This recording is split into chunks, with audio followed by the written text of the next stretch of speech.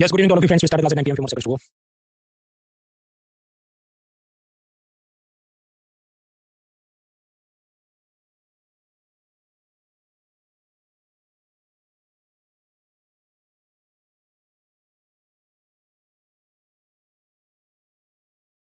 Five more seconds. All right, friends. Tonight at 9 p.m. we start this class. My first question is, can you see me? Can you hear me? देख सकते हैं, सुन सकते हैं. Do first note करें. Chaitanya, Amar, Ritu, Anjali, Ruchi, Mayank, M, Vanshika, Khushboo and दान से move forward. Ketan, Pawan, audio video में कहीं भी इशू है तो कंट्रोल या कंट्रोल शिप पर प्रेस करो. क्रोम ब्राउज़र यूज करो, डिसेबल करो, इनको लॉगिन करो. मोबाइल से देख रहे हैं, इंटरनेट की स्पीड सही हो, then it should work. Class में जो भी डाउट है पेन से लिख दो. क्लास करने के बाद गूगल फॉर्म से पूछ लीजिए, लिंक चैट बॉक्स के अंदर फर्स्ट में है. फिर बुधवार में आपको जवाब अपलोड करता हूँ. बाकी एफएक्यू फॉर्म लिंक डाउनलोड कैसे करें, हैंडआउट ये सब गुरुवार के लेक्चर में मैंने बता दिया, तो आपको पता होना चाहिए. नहीं पता है तो वो चीज़ पहले देखिए. देखिए ये जो पिलर 1A2 है, मॉनेटरी पॉलिसी, 5 लेक्चर है, तो आपको पहले से शुरू करना होगा. Drop in drop out mood बना, तब आप आएंगे जाएंगे तो आपको कुछ समझ नहीं आएगा. तो जेब में हाथ डाल के जमा राजा मत बनो, आपका ससुराल नहीं है, कोचिंग इंस्टीट्यूट है. और नोट पेन लेके बैठिए, थोड़ी थोड़ी देर में कुछ ना कुछ लिखते रहिए, then you will have some attention. अभी कल रात तक हमने कंप्लीट किया था लिक्विडिटी प्रेफरेंस थियरी, डिपॉजिट के प्रकार, मनी को कैसे नापा जाए, M0, M1, M2, M3, M4, CRR क्या है, एसएलआर क्या है, मनी मल्टीप्लायर क्या है. यहाँ तक अपनी कहानी चली थी. सीआरआर के कुछ छोटे मुद्दे समझने हैं वो आप समझते हैं. तो कल रात तक ये सब आरबीआई की मॉनेटरी पॉलिसी टूल्स होते हैं, परिचय लिया था. वो तो 5 लेक्चर कंप्लीट हो गए, then you will have the clarity कि क्या मॉनेटरी पॉलिसी टूल्स है. ओवरऑल गेम क्या होता है कि जब भी महंगाई बढ़ती है और आरबीआई को लगे कि सप्लाई के मुकाबले डिमांड बढ़ा है, इस कारण से महंगाई बढ़ रही है, तो आरबीआई क्या करेगी कि मुझे डिमांड कम करनी है, तो मुझे लोन महंगे करने हैं, तो मैं लोन के इंटरेस्ट कैसे बढ़ाऊं, उसके लिए लोनेबल फंड्स मुझे कम करने होंगे. उसके अलग अलग तरीके होंगे, सीआरआर, एसएलआर, ये सबको बढ़ा दिया जाए. आज हम देखेंगे रेपो रेट, उसको बढ़ा दिया जाए तो लोन महंगे हो जाएंगे, पब्लिक शॉपिंग कम करेगी तो इन्फ्लेशन कंट्रोल में आ जाएगा.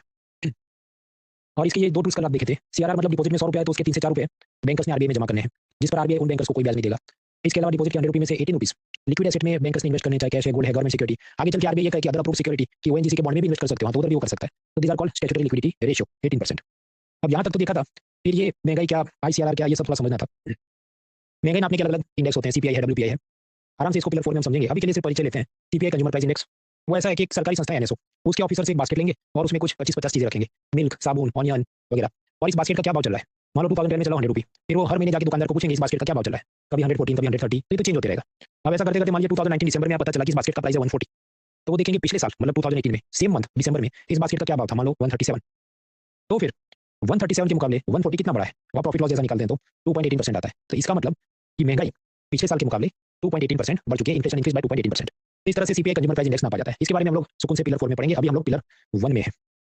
फिर तो आरबीआई को काम क्या सौंपा है कि देखो ये जो महंगाई है 6% से ज्यादा नहीं होनी चाहिए. मतलब पिछले साल कोई चीज 100 रुपये की मिल रही थी तो इस साल 106 तक बड़े भाव बराबर है. It should not go more than 106. वरना इससे लड़ने के लिए आरबीआई को क्या करना होगा, अलग अलग टूल्स इस्तेमाल करने होंगे जो हम आगे स्लाइड में देखेंगे. उससे पहले हालांकि सीआरआर का हम काम खत्म करते हैं. ये देखिए सीआरआर अलग अलग समय पे अलग अलग परसेंटेज रहा था. 90s के जमाने में सीआरआर यूज्ड टू बी 15% कि 100 रुपये अगर डिपॉजिट में है तो 15 रुपये लॉक हो जाते थे, क्योंकि उस जमाने में स्कैम्स बहुत होते थे. तो आरबीआई को डर लगता था ये बैंकर को मैंने ज्यादा छूट दे दी तो भाई बड़ा स्कैम हो जाएगा, इसलिए जितना आ रहा है उसमें बहुत एक बड़ी मात्रा में मैं सब बैंकर को बोलूंगा डिपॉजिट बफर में रखो. Then over the period of time उसने सब रिफॉर्म्स लिए, चीजों को फिक्स किया, तो धीरे धीरे वो सीआरआर को कम करने लगा. कम करते करते कई वर्षों तक ये 4% पे था. फिर आया कोरोना. कोरोना में क्या करना चाहिए, लोन और सस्ते करवाने चाहिए, तो उसने इसे कम करके 3% कर दिया. फिर लगा कि यूक्रेन युद्ध और उसके पहले समय में भी महंगाई बढ़ रही है तो बढ़ा के वापस इसे 4% कर दिया ताकि लोनेबल फंड्स कम हो जाए, लोन महंगे हो जाए. ये सब हम कल देख चुके हैं. फिर इनको लगा कि देखिए अब इकोनॉमी को वापस रिवाइव करना है तो हमें ये जो सीआरआर जो लगभग 4.50% तक वो खींच के चले गए थे उसे कम करना होगा. तो धीरे धीरे 4% तक किया 2024 दिसंबर में, और 2025 में डिसीजन लिया इसको और कम करते हैं 3%. हालांकि इमीडिएटली नहीं हो रहा है, धीरे धीरे 0.25% ऐसा होगा और नवंबर दिसंबर तक ये 3% पे आ जाएगा. अब क्या ये तो सब बातें हो चुकी थी, इसमें एक चीज समझनी थी, इंक्रीमेंटल सीआरआर क्या है. आपने बैंक में पैसा डिपॉजिट किया जिस पर बैंकर आपको 5% ब्याज दे रहा है. बैंकर वही सारा पैसा अदानी को लोन में दे रहा है और अदानी से 9% इंटरेस्ट चार्ज कर रहा है. तो इन दोनों के बीच जो डिफरेंस है कितना, 4%, वो बैंकर का प्रॉफिट है, जिसको टेक्निकली कहा जाता है नेट इंटरेस्ट मार्जिन, NIM. अभी जो नेट इंटरेस्ट मार्जिन है ये 5% से ज्यादा नहीं होना चाहिए, वरना क्या होगा, वो ऐसी बात होगी कि आपसे 5% ब्याज पे उसने सेविंग्स निकलवाया, लेकिन मान लीजिए वो अदानी को 25% इंटरेस्ट पे लोन दे रहा हो, तो ये इकोनॉमी के लिए अच्छी बात नहीं होगी. तो NIM शुड नॉट बी, मतलब बीच में बैंकर का प्रॉफिट मार्जिन 5% से ज्यादा नहीं होना चाहिए, ऐसा इकोनॉमिक सर्विस सजेस्ट करता है. 2023 में आप याद करो, जनता मान लीजिए कुछ लोग 500 रुपये डिपॉजिट कर रहे थे, फिर अचानक आरबीआई ने क्या कहा, देखो 2000 रुपये के नोट्स हम तो विड्रॉ करते हैं. मतलब आप बैंक में डिपॉजिट कर दो और आपकी इच्छा हो तो उसको एक्सचेंज करा के 100-200 के नोट ले लो, वरना अपने बैंक अकाउंट में सेव कर दो 2000 रुपये और मौज करो. तो बहुत सारे लोग ढेर सारे 2000 के नोट अपने बैंक अकाउंट में डिपॉजिट करेंगे. तो पहले जहां नॉर्मली 500 रुपये बैंकर के पास रहते थे, अब अचानक से 2000 रुपये एक्स्ट्रा आ गए. तो इसे हम कहते हैं लिक्विडिटी ओवरहैंग की प्रॉब्लम कर सकता है. वो कैसे, जब बैंकर के ऊपर प्रेशर बन गया कि भाई 500 तो लोन में देने, अब ये 2000 रुपये also I have to circulate to loan. आपका ये नोट तो बैन हो गया ना, तो कहां से लोन में देगा भाई, उसके सामने 200 के 10 छुट्टे करके दे सकता है ना अदानी को लोन. मनी का फिजिकल स्वरूप और मनी एज अ वैल्यू और एज अ लोन अमाउंट उसका खिचड़ी मत करो. तो आपने बहुत सारे पैसे डिपॉजिट कर दिए क्योंकि आरबीआई ने 2000 के नोट बंद कर दिया. अब बैंकर के पास इतना सब पैसा फिजूल में पड़ा है, बैंकर इज फ्रस्ट्रेटेड, बहुत सारे वो मार्केटिंग कॉल लगाता है, एसएमएस और व्हाट्सएप स्पैम करता है, तो अदानी टच से मस नहीं होता. आई वांट ओनली 500 रुपये loan, I do not want 2000 रुपये लोन. तो ये सब जो आइडल पड़ा रहेगा, ऐसे ही पड़ा रहेगा 2000 का नोट, ये सब क्या क्रिएट करता है, लिक्विडिटी ओवरहैंग प्रॉब्लम. कोई उसे लोन में नहीं ले रहा है, ऐसे ही खाली पड़ा बैंकर के पास. अब बैंकर के पास प्रेशर हो गया. बैंकर ये सोचेगा ठीक है अब मैं क्या करूंगा, अपना लोन इंटरेस्ट रेट जो 9% चल रहा था उसको मैं कम कर देता हूँ, 7% कर देता हूँ, ताकि कोई और बकरा फंस जाए उसको मैं फिर स्पैम और मार्केटिंग करके लोन देने की कोशिश करूँ. अगर ऐसा हुआ तो सस्ते सस्ते लोन हो जाएंगे और फिर पब्लिक कंट्रोल में नहीं रहेगी, दे दनादन शॉपिंग चालू कर देगी, तो फिर मार्केट में चीजों की डिमांड बहुत बढ़ जाएगी, तो इन्फ्लेशन भी हो सकता है। ऐसा आरबीआई को डर लगा after the withdrawal of 2000 rupee note. तो रास्ता क्या है कि देखो सारे फसाद की जड़ ये 2000 रुपी का नोट विड्रॉवल है, तो मुझे कुछ ये करना पड़ेगा कि ये जो एक्स्ट्रा अमाउंट आ गई मैं उसको लॉक करा देता हूँ, इसको आगे लोन में नहीं घुमाना है। आपके लॉक तो करा दिया ना भाई करीब 4% सीआरआर, नहीं एक्स्ट्रा लॉक लगा देते हैं कि ये 2000 की जो और अमाउंट आ गई उस पर एक्स्ट्रा सीआरआर लगेगा। तो वैसी बात हुई कि उस जमाने मतलब 2023 की मैं बात कर रहा हूँ, डिपोजिट 100 रुपये आपने किया, उस पर सीआरआर 4.50 तो था। टेम्पररी ये जो 2000 की नोट के कारण जो एक्स्ट्रा मनी आ गया, आरबीआई का वो एक्स्ट्रा जितना आ गया उस पर 10% एक्स्ट्रा सीआरआर लॉक करो, तो उसे इंक्रीमेंटल सीआरआर या आईसीआरआर कहा गया। तो ये परमानेंट चीज नहीं थी, टेम्पररी कुछ 8 महीने के लिए ही इसको लॉक करवा दिया ताकि अननेसेसरी और ज्यादा लोन सस्ते नहीं हो जाए, वरना वो इन्फ्लेशन यानी महंगाई की समस्या भी खड़ी कर सकते थे। हाँ तो समझिए नॉर्मल जो 200-500 रुपये आते थे डिपोजिट में उस पर तो जमाने में 4.50% सीआरआर था, लेकिन 2023 में ये मई महीने से लेकर जुलाई और उसके आसपास के समय में जब 2000 का नोट बैन हुआ, तो वो जो एक्स्ट्रा डिपोजिट आ गया आरबीआई ने कहा एक्स्ट्रा डिपोजिट पे 10% एक्स्ट्रा आईसीआरआर यानी कि इंक्रीमेंटल सीआरआर बैंकर ने लॉक करना होगा, और ये टेम्पररी मेजर था, ये अक्टूबर के आसपास तक खत्म हो गया। कौन से महीने में क्या था ये सब बात याद नहीं रखना है, एक लाइन में समझ गया काफी है कि कभी कभी एक्सेसिव डिपोजिट्स को कंट्रोल करने के लिए आरबीआई ऐसे कदम भी उठाती है। तो ICRR is also a tool of the monetary policy. बाकी सब दिया हैंडआउट में, बहुत लोड नहीं लेना चीजों का, एक लाइन में समझ आ गया वो काफी है।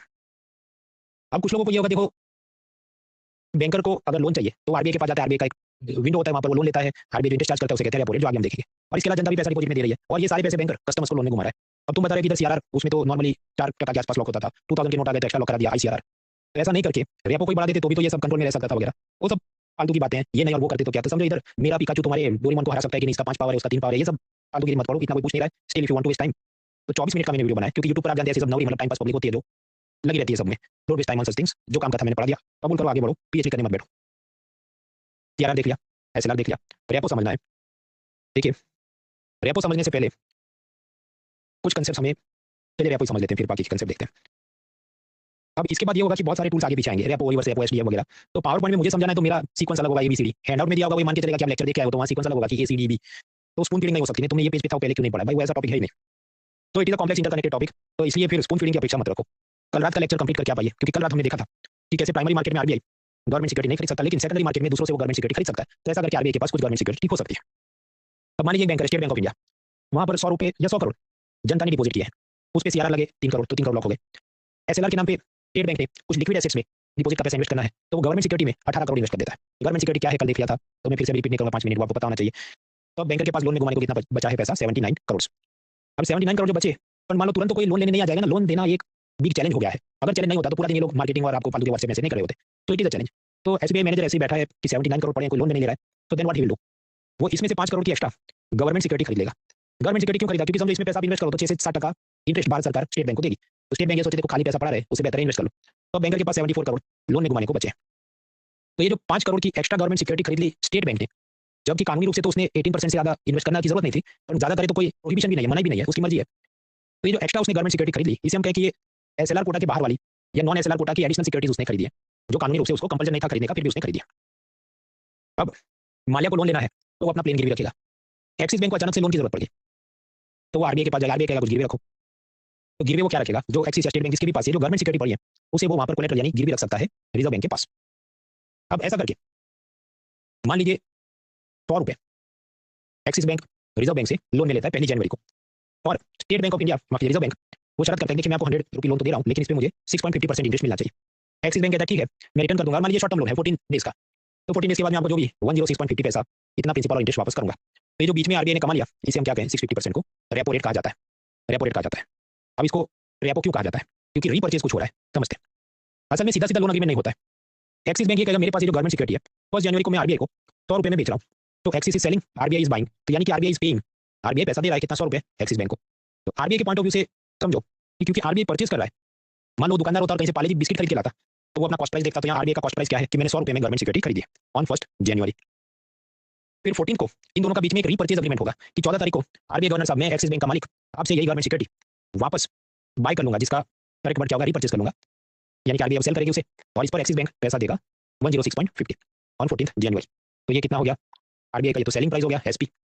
तो बेसिक आपको पता नहीं दुकानदार का cost price minus selling price या selling price minus cost price, वो दोनों का डिफरेंस है, ये प्रॉफिट है।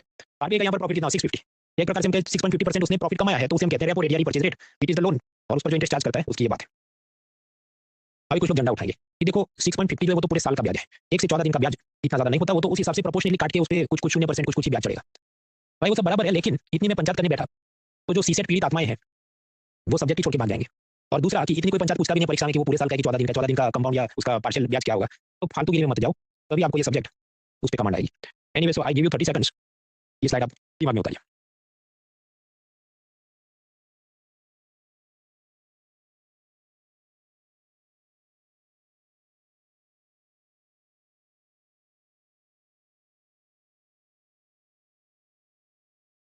मोबाइल नहीं देख रहा, मैं स्टॉप वॉच देख रहा हूँ। मोबाइल में दूरी रखता हूँ जब मैं पढ़ाने बैठता हूँ। खैर, तो ये जो रेपो रेट है अलग अलग समय में अलग अलग होता है, कभी 650 होता है, कभी 4 हो जाता है, कभी 5 हो जाता है। इसके साथ जुड़े और भी कंसेप्ट है, accommodative stance, neutral stance, calibrated typing, ये सब हम समझेंगे, पर अभी नहीं, इसे हम मंडे समझेंगे क्योंकि वो लास्ट पार्ट में आएगा। अभी के लिए हम नॉर्मल बात समझ रहे हैं कि रेपो रेट क्या है। तो रेपो रेट वो ब्याज दर है जिस पर आरबीआई अपने क्लाइंट्स को लघु अवधि शॉर्ट टर्म के लिए लोन में पैसा देता है। कभी ये बहुत ज्यादा इंटरेस्ट हो सकता है 9%, जैसे 2007 में था। फिर इनको लगा नहीं बहुत इकोनॉमिक स्लो डाउन है, हमें कुछ करना होगा तो लोन सस्ते कर दो 475। फिर लगे नहीं महंगे बढ़ गए, पब्लिक को शॉपिंग करने से रोको, बढ़ा दिया 8.5। फिर वापस कम करेंगे, करते करते 2020 कोरोना है, स्वाभाविक है लोन सस्ते कराएगा RBI to revive the Indian economy, तो फिर उसे कम करते करते 4% किया। फिर धीरे धीरे उनको लगा महंगाई बढ़ रही है, रशिया यूक्रेन का युद्ध हो गया, युद्ध के चलते फर्टिलाइजर, फार्मास्यूटिकल, केमिकल सब महंगा हो रहा है, महंगाई से लड़ना है, चलो वापस इसको बढ़ा के 650 कर दो। ये सब चला, फिर वापस कि नहीं नहीं भाई इकोनॉमी में स्लो डाउन आ जाएगा। तो इनका मतलब चलते रहता है। If you have seen this cycle long enough तो प्रेडिक्ट कर सकते हैं, मतलब सट्टा मार सकते हैं अभी ये ऐसा होगा ऐसा होगा, कुछ इसमें दम है नहीं। तो स्वाभाविक इतना बढ़ा दिया, इससे ज्यादा बढ़ाता नहीं, बढ़ाता फिर क्या हाकार मच जाता, पब्लिक सरकार को गालियां देना शुरू करती, भाई बहुत लोन महंगे हो गए, तो नीचे गए हाँ चलो सस्ता करते हैं। तो प्रेजेंटली रेपो रेट इज 5.50%। हालांकि वो सब आपके हैंडआउट में या ये स्लाइड में पुराने नंबर दिए हो तो उसका लोड नहीं लेना है, क्योंकि आपका जो हैंडआउट है उसका जो लास्ट पार्ट है उसमें फाइनल अभी का सिचुएशन है वो दी है। स्लाइड में हर जगह समझो मैं एडिट करते फिर ये 100 स्लाइड्स होती है, तो कुछ जगह भी जाता है, और कुछ ऐसे ग्राफिक्स हैं कि मैं हर बार उसको एडिट करता फिर तो अननेसेसरी इनएफिशिएंट है। अब आपको प्रश्न ये होगा कि अच्छा इससे ये जीडीपी क्या है और जीडीपी में ये कैसे मदद कर सकता है। देखिए, जीडीपी यानी ग्रॉस डोमेस्टिक प्रोडक्ट, सकल घरेलू उत्पाद। पिलर 4 में हम लोग इसको आराम से पढ़ेंगे, अभी हम लोग पिलर 1 में। जीडीपी क्या है? It is the market value of all the goods and services produced in India in a single year. एक साल में भारत में जितना नया माल सामान और सेवाएं पैदा हो एग्रीकल्चर मैन्युफैक्चरिंग सर्विस सेक्टर से, उसका टोटल निकालो वो अपना जीडीपी है, जो कौन से पिलर 4 में समझिए। तो मान लो 2018 में भारत देश के अंदर 139 लाख करोड़ रुपीस का प्रोडक्शन हुआ, 2019 में 146 लाख करोड़ रुपीस का प्रोडक्शन हुआ। तो यहाँ से यहाँ ये कितना परसेंटेज ज्यादा है, तो आप इसी सेट की बात है, 146 माइनस 139 डिवाइड बाय 139 टाइम्स 100, तो 4-5% जीडीपी ग्रोथ है। तो ऐसा साल दर साल हमें जीडीपी ग्रोथ दिखता है, और हम आइडियली क्या चाहते हैं, नहीं भाई 8% हो जाए, 9% हो जाए तो कुछ ठीक हो। तो how can RBI help in this process? एक तो ये काम कर सके आरबीआई कि लोन सस्ते करा दे, ताकि पब्लिक दे दनादन कार खरीदे। कार खरीदेगी तो कार का प्रोडक्शन बढ़ेगा, और प्रोडक्शन बढ़ा तो वो सब जीडीपी है। उसी के साथ साथ कार फैक्ट्री में ज्यादा लोगों को जॉब्स मिलेगा, वर्कर्स को ज्यादा ओवर टाइम मिलेगा कि 6 घंटे नहीं 8 घंटे काम करो, 2 घंटे का एक्स्ट्रा पैसा ओवर टाइम है। फिर वो सब वर्कर्स जाकर सब नहीं उनमें से कुछ जो शौकीन है विमल गुटखा खाएंगे, विमल गुटखा खाएंगे तो विमल का प्रोडक्शन बढ़ेगा, तो ये भी जीडीपी है। देखिए जीडीपी अच्छा बुरा नहीं देखता, कैसीनो, गैम्बलिंग, दारू, गुटखा कुछ भी जीडीपी से एवरीथिंग फाइन, प्रोडक्शन करो इकोनॉमी में अच्छा है, तो देन जीडीपी विल इंक्रीज। तो yes like this RBI can increase the GDP. अब देखिए आरबीआई दोनों काम असल में कर रही है, वो ऐसा है, पहला आरबीआई को काम सौंपा गया कि आप महंगाई को 2 to 6% की रेंज में काबू में रखो। अब जो काबू में होगी, मान लो आज 4% है, कल 4.5% इन्फ्लेशन है, तो रोज कोई आरबीआई परेशान होकर नहीं बैठेगा मैं रेपो बहुत हाई रखूं, तब वो रेपो को थोड़ा लो कर देगा, लोन सस्ते कर देगा, ताकि फिर सस्ते लोन है पब्लिक शॉपिंग करे और जीडीपी में वापस वृद्धि हो। तो समझिए कोई एक फिक्स पॉइंट पे महंगाई काबू में नहीं रखनी है, 2% से कम भी नहीं, 6% से ज्यादा भी नहीं, इसके बीच जब तक इन्फ्लेशन ऐसा ऊपर नीचे होता रहे तो आरबीआई को लगे कंट्रोल में है सब, तो नॉर्मली आरबीआई क्या करता है, तब रेपो रेट को कम कर देता है ताकि लोन सस्ते हो और जीडीपी ग्रो हो सके। तो मैं वापस आता हूँ, हम लोग देख रहे थे रेपो रेट। अब एक ग्राफिक्स बनाते हैं। देखिए एक्सिस बैंक ये कह रहा है मुझे शॉर्ट टर्म लोन चाहिए, आरबीआई कहता है आ जाओ इधर, लेकिन कुछ गिरवी रखने पड़ेगा, blank something has to be put as collateral. अब वो गवर्नमेंट सिक्योरिटी आउटसाइड का एसएलआर कोटा है, एसएलआर में 18 करोड़ लोग उसके अलावा 5 करोड़ की और चीज है कि तुम ये एक्स्ट्रा वाली मेरे पास गिरवी रखो, तो फिर आरबीआई उसके सामने जो लोन देगा उस पे जो ब्याज चार्ज करे उसे हम कहते हैं रेपो रेट। जो भी हो, मान लीजिए हमारे 625 था, अभी 550, अभी नंबर का लोड मतलब अभी सिर्फ थियरी देखो, तो इसे रेपो रेट को हम पॉलिसी रेट भी कहते हैं, क्योंकि आरबीआई मॉनेटरी पॉलिसी का ये सबसे इंपॉर्टेंट टूल है, तो इसे पॉलिसी रेट भी कहा जाता है। अब आप देखिए आरबीआई रेपो रेट कर रहा है, मतलब कि आरबीआई ने एक्सिस बैंक को लोन दिया है और गवर्नमेंट सिक्योरिटी कोलैटरल है, तो ऐसा तो एचडीएफसी भी एसबीआई के साथ खेल सकता है, एक्सिस भी एलआईसी के साथ खेल सकता है, और यहाँ पर आपस में एक दूसरे को गवर्नमेंट सिक्योरिटी गिरवे रख दें, अदानी अंबानी के बॉन्ड्स गिरवे रख दें, उनकी मर्जी है, और उस पर वो कुछ ब्याज चार्ज करे, तो ऐसा भी रेपो हो सकता है, उसे हम कहते हैं मार्केट रेपो। मार्केट रेपो जब प्राइवेट प्लेयर्स आपस में आरबीआई जैसे खेल खेलने की कोशिश करें, वो इलीगल नहीं है, लेकिन आरबीआई उसको कंट्रोल भी नहीं करेगा कि तुम अपना देख लेना, आरबीआई डिक्टेट नहीं करेगा कि आप आपस में जो खेल रहे हैं उसमें 6% इंटरेस्ट रखो या 7% रखो। तो there can be RBI repo and there can be market repo also, but RBI does not decide the market repo. Next, ये जो इन दोनों ने रीपर्चेज का एग्रीमेंट साइन किया, इसका शॉर्ट फॉर्म था रेपो, कि मैं 1 जनवरी को बेच रहा हूँ, 14 जनवरी को रीपर्चेज करा, और उस एग्रीमेंट पर जो इंटरेस्ट चार्ज हुआ जो भी मान लो 5-6%, उसे हमने कहा रेपो रेट। रेपो रेट तो हमने देख लिया 100 करोड़ थे डिपॉजिट में, 3 करोड़ सीआरआर में लॉक हो गए, 18 करोड़ की गवर्नमेंट सिक्योरिटी खरीद ली एसएलआर कोटे की, फिर 79 करोड़ बचे, उसमें से 5 करोड़ की एक्स्ट्रा गवर्नमेंट सिक्योरिटी खरीद ली, जिसको बाद में गिरवी रख के रेपो लोन ले सकता है, ये सब चल रहा था। तो मैं एक्सिस बैंक के पास जो गवर्नमेंट सिक्योरिटी पड़ी, 2 जात की पड़ी है। एक तो एसएलआर के बाहर जो पड़ी थी 5 करोड़ की, जिसको मैं लाइट ब्लू कलर में मार्क कर रहा हूँ, ऐसा अलग कलर का कुछ नहीं होता, सब डिजिटली काम होता है, ये तो विजुलाइज करने की बात है। अगर एक्सिस बैंक आरबीआई में इसे गिरवे रखता और लोन लेके आता, तो उस पर जो इंटरेस्ट आता उसको हमने बोला रेपो रेट, मान लो वो है 625, लेकिन फिर ये 5 करोड़ लोन ले लिया, फिर एक्सिस को नहीं अभी 6 करोड़ की, 7 करोड़, 10 करोड़ के मुझे जरूरत हो गई, तो क्या किया जाए? तो फिर आप क्या करेंगे कि देखिए मेरे पास वैसे गोल्ड के बिस्किट थे, वो मैंने गिरवे रख के लोन लिए, अब भी मुझे लोन चाहिए, तो मैं क्या करूँ, अब मैं अपनी माँ के गहने भी गिरवे रख लेता हूँ। तो ये जो एसएलआर कोटा है वो ऐसे माँ के गहने गिरवे रखने हो जाएगा, ये एसएलआर रेशियो के नाम पर एक्सिस बैंक ने जो डिपॉजिट किया 18 करोड़ की लिक्विड एसेट खरीदी थी गवर्नमेंट सिक्योरिटी, उसे वो गिरवे रखने जाएगा। तो जब इस एसएलआर कोटे की गवर्नमेंट सिक्योरिटी को एक्सिस बैंक रिजर्व बैंक में गिरवे रखेगा, खेल तो यहाँ पर भी रेपो जैसा ही होगा, पहली तारीख को 100 में बेचा, 14 तारीख को वापस खरीदा, बीच में आरबीआई का प्रॉफिट होगा, लेकिन उसका नाम अलग होता है, उसे कहते हैं marginal standing facility MSF. MSF और ये एमएसएफ कितना होता है, तो रेपो रेट जितना भी होता है उससे 0.25% एक्स्ट्रा होता है। तो अगर ये 625 है तो ये कितना होगा, 0.25% एक्स्ट्रा 650, तो दैट इज एमएसएफ। अब कुछ लोगों को ये प्रश्न होगा कि भाई तुम एक तरफ तो बोले इसके पास 74 करोड़ भी तो बचे थे, तो फिर लोन लेने क्यों घूम रहा है? हो सकता है ये किसी को लोन में दे दिया है और फिर अब तीसरा कोई आ गया है, चौथा लोन मांग रहा है, तब ये पहले इसे ब्रेक करेगा, फिर जब काम नहीं बन पाए या खत्म हो जाए वो, तो फिर एसएलआर कोटा वाली गवर्नमेंट सिक्योरिटी को गिरवे रखेगा। वो बैंकर का अपना बिजनेस इक्वेशन चलते रहता है। तो मैं ग्राफिक्स फिर से अपडेट करूँ। एक्सिस बैंक शॉर्ट टर्म के लिए लोन चाहिए, एसएलआर के आउटसाइड उसने जो इन्वेस्टमेंट किया था वो गवर्नमेंट सिक्योरिटी गिरवे रखे लोन लेके रेपो रेट था, फिर भी उसको और एक्स्ट्रा लोन की जरूरत हुई, तो फिर वो जाएगा कि एसएलआर के नाम पर मैंने जो गवर्नमेंट सिक्योरिटी में इन्वेस्टमेंट किया था, अब वो वाली मैं गवर्नमेंट सिक्योरिटी रिजर्व बैंक में गिरवी रख रहा हूँ और उस पर आरबीआई उसे लोन लेगा, पर उस पर ज्यादा इंटरेस्ट चार्ज करेगा 0.25% एक्स्ट्रा, उसे हम कहते हैं marginal standing facility MSF, that is 650। Give 30 second, पहले इतना दिमाग में उतारिए।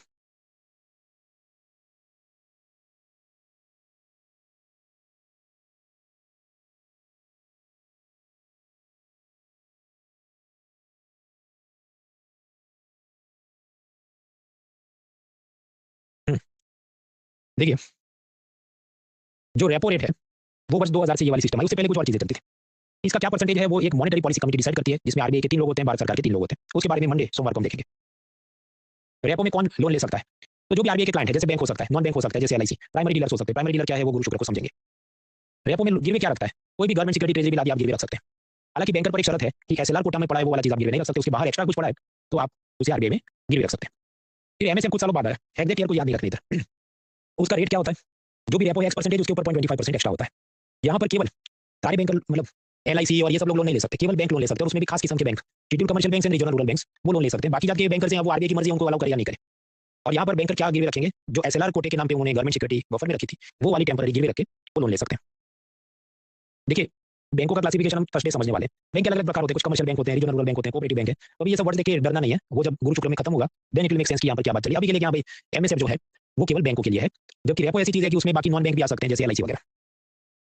अभी जो रीजनल रूरल बैंक है क्या वो एमएसएफ वाला लोन ले सकते हैं कि नहीं, पर्सनली मुझे तो काम लगता भी नहीं है। तो फिर तुमने हैंडआउट में लिखा क्यों इधर बताया, क्योंकि ये कुछ फालतू प्राइवेट मॉक टेस्ट वाले हैं, वो फालतू सवाल बनाते हैं। फिर जो व्यापार बाबू होते हैं वो मेरा खून पीने आ जाते हैं, तुमने ये सिखाया नहीं।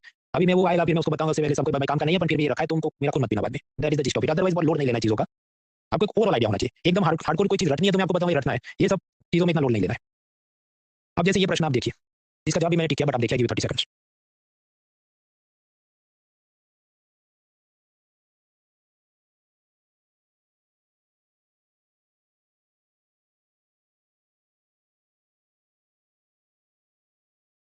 तो इसमें से बोध क्या मिलता है, इतने सिंपल टाइप के भी सवाल आते हैं। समझो गवर्नमेंट स्कीम और इकोनॉमी बोल के 15 to 18 क्वेश्चन आए, उसमें 2-4 तो एकदम इजी बेसिक सवाल होते हैं, उसके ऊपर कुछ और होते हैं जो हमने पढ़ा इसलिए आप सॉल्व भी कर सकते हैं। तो 10 एक सवाल तो हो ही जाते हैं, 10 सवाल के ऊपर जो है वो सब भगवान मालिक है। नहीं नहीं, यूपीएससी ने एकदम टफ पेपर निकालना चाहिए, पीएचडी लेवल का इकोनॉमिक्स पूछना चाहिए, वो नहीं पूछेगा। इसका कारण कि उसने सबको मौका देना है, गरीब बच्चों को, शहर के बच्चों को, सभी अलग अलग कैटेगरी के बच्चों को, वरना फिर एकदम टफ पेपर निकालेगा तो बहुत सारे उसका फिर मेरिट लिस्ट और वो सब भरने में उसको दिक्कत आ सकती है। तो ये हमारे लिए अपॉर्चुनिटी है for each and every aspirant कि इकोनॉमी एक हद से ज्यादा टफ वो पूछेगा नहीं, और इसलिए हमें एक हद से ज्यादा उसमें झंडा लेके पीएचडी करनी नहीं है। अभी थोड़ा पढ़ते हैं फिर ब्रेक लेते हैं कि ये जो हमने टूल्स देख लिया, खास तो repo rate is the main tool, MSF और ये सब तो समझो ऊपर नीचे की ऐसी बात है। मेन टूल आरबीआई का क्या होता है, रेपो रेट। तो रेपो रेट से वो महंगाई से कैसे लड़ेगा। मान लीजिए एसबीआई में कोई भी व्यक्ति डिपॉजिट नहीं कर रहा, 0 रुपये डिपॉजिट में आ रहे, और फिर भी एसबीआई कि नहीं मुझे तो बैंक चालू रखना है, भले कोई डिपॉजिट नहीं दे तो भी मुझे बैंक चालू रखना है, देन ऑब्वियसली वो पैसा कहां से लाएगा, आरबीआई के पास जाएगा। आरबीआई उसको रेपो रेट में 7% ब्याज पे लोन दे दे, और एसबीआई सोचे देखो मेरा नेट इंटरेस्ट मार्जिन वो भी 7 होना चाहिए, मतलब प्रॉफिट मुझे इतना होना चाहिए, तो क्या 14% ब्याज पे वो लोन घुमाएगा। यस, तो ये एक सिचुएशन हुई। अब अगर आरबीआई को ऐसा लगे कि देखो महंगाई बहुत बढ़ रही है, पब्लिक बहुत शॉपिंग कर रही है, मैं इसको रोकना चाहता हूँ, आरबीआई बढ़ा देना रेपो रेट 7 का 13 कर दे, और नीचे स्टेट बैंक ने तो तय किया मेरा नेट इंटरेस्ट मार्जिन 7% ही रहना चाहिए, तो वो home loan, car loan, bike loan सबके ब्याज महंगे कर देगा कि 14 नहीं 20% ब्याज पे लोन दिए जाएंगे। तो फिर पब्लिक अपने परचेज डिसीजन पोस्टपोन कर देगी कि अब से अभी नहीं बाद में मकान खरीदेंगे, तो स्वाभाविक मकान की डिमांड कम हो जाएगी, तो बिल्डर थोड़ी लाइन पे आ जाएंगे और मकान सस्ते हो जाएंगे थियोरेटिकली। बाकी रियल लाइफ में तो ऐसा कभी मैंने देखा नहीं, बट ये थियरी की बात है। तो that is how RBI can control inflation. तो let me now go back.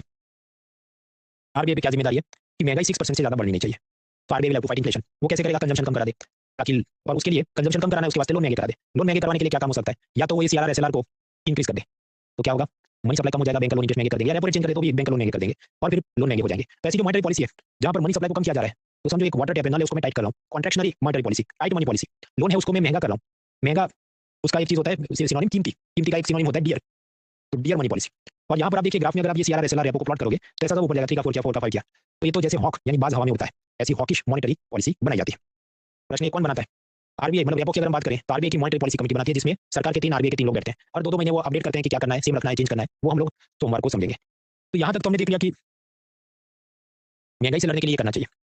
RBI को ये भी बोला गया कि देखो 2% से कम भी नहीं होनी चाहिए महंगाई, सब चीजें बहुत सस्ती नहीं होनी चाहिए, क्योंकि अगर बहुत सस्ता हो गया तो आप किसान के पॉइंट ऑफ व्यू से सोचो कि 100 रुपए का प्याज 5 रुपए मिल जाए, you and I will be very happy, but the farmer will not be happy, उसको भी जिंदा रहना है, तो बहुत सस्ता भी नहीं होना चाहिए, 2% से कम भी मत होने दो इसे, क्योंकि आप समझो वरना ऑनियन 5 रुपए पर किलोग्राम में बिकेंगे तो फ्यूचर में क्या होगा, फार्मर ऑनियन नहीं उगाएगा कि इसमें प्रॉफिट ही नहीं है भाई कुछ, तो फिर हमें कहीं और से ब्राजील या इजिप्ट से इंपोर्ट करना पड़ेगा, that will create new problems, farmer मजदूरों को निकाल देगा कि मैं खुद ही प्याज की खेती नहीं करता, तुम भी यहाँ से जाओ, तो बेरोजगारी बढ़ जाएगी, ये सबके साथ जुड़ा एक कंसेप्ट है फिलिप का, हालांकि उसको ब्रेक के बाद समझेंगे, अभी के लिए कबूल करो कि भाई बहुत सस्ता भी नहीं होना चाहिए, it is not good for economy, इसलिए वी डोंट वांट कि ऑनियन 150 रुपए किलो भी हो जाए तो महंगाई से कम लड़ रहे हैं, हम ये भी नहीं चाहते बहुत सस्ते हो जाए कि 5 रुपए पर किलो, या हम स्पेसिफिकली बोले कि inflation should not be less than 2%, अगर ऐसा हुआ तो हम कहेंगे डिफ्लेशन है, अब स्फीति है, बहुत सस्ता हो गया, आरबीआई ऐसा भी नहीं चाहती, तो आरबीआई क्या करे ऐसी सिचुएशन में कि प्याज बहुत सस्ते हो गए, आरबीआई कहते हैं इसको मैं महंगा करूंगा, तो आरबीआई ने सबको एनकरेज करना चाहिए भाई प्याज ज्यादा खरीदो, वो कैसे खरीदेंगे, लोन सस्ते कर दो, लोन सस्ते कर दिए, और लोन सस्ते करने के लिए क्या किया जाए, मनी सप्लाई या लोनेबल फंड्स बढ़ा दो, तो आरबीआई क्या करे, सीआरआर कम कर दो, एसएलआर कम कर दो, रेपो कम कर दो, ताकि आपको मनी सप्लाई बढ़ जाए, नहीं तो लोन सस्ते हो जाए, ऐसी मॉनेटरी पॉलिसी कौन क्या है, एक्सपांशनरी विस्तारवादी मनी सप्लाई को बढ़ाया जाए, इजी मनी पॉलिसी नल खोल दिया अपन सप्लाई बढ़ा दिया, चीप मनी पॉलिसी पैसा सस्ता कैसे हो गया, लोन सस्ते हो गए, और अगर आप ग्राफ में प्लॉट करोगे तो ऐसा होगा, रेपो सीआरआर ये सब नीचे ऐसा जा रहा है कि पहले 650 था अभी 550 हुआ, तो ये तो डव यानी कबूतर की जैसा विनम्र हो गया, ऐसा झुकने लगा, तो इसे डॉविश मॉनेटरी पॉलिसी भी कहा जाता है। गिव यू 30 सेकंड्स, इसको ऊपर ऊपर से देख लीजिए।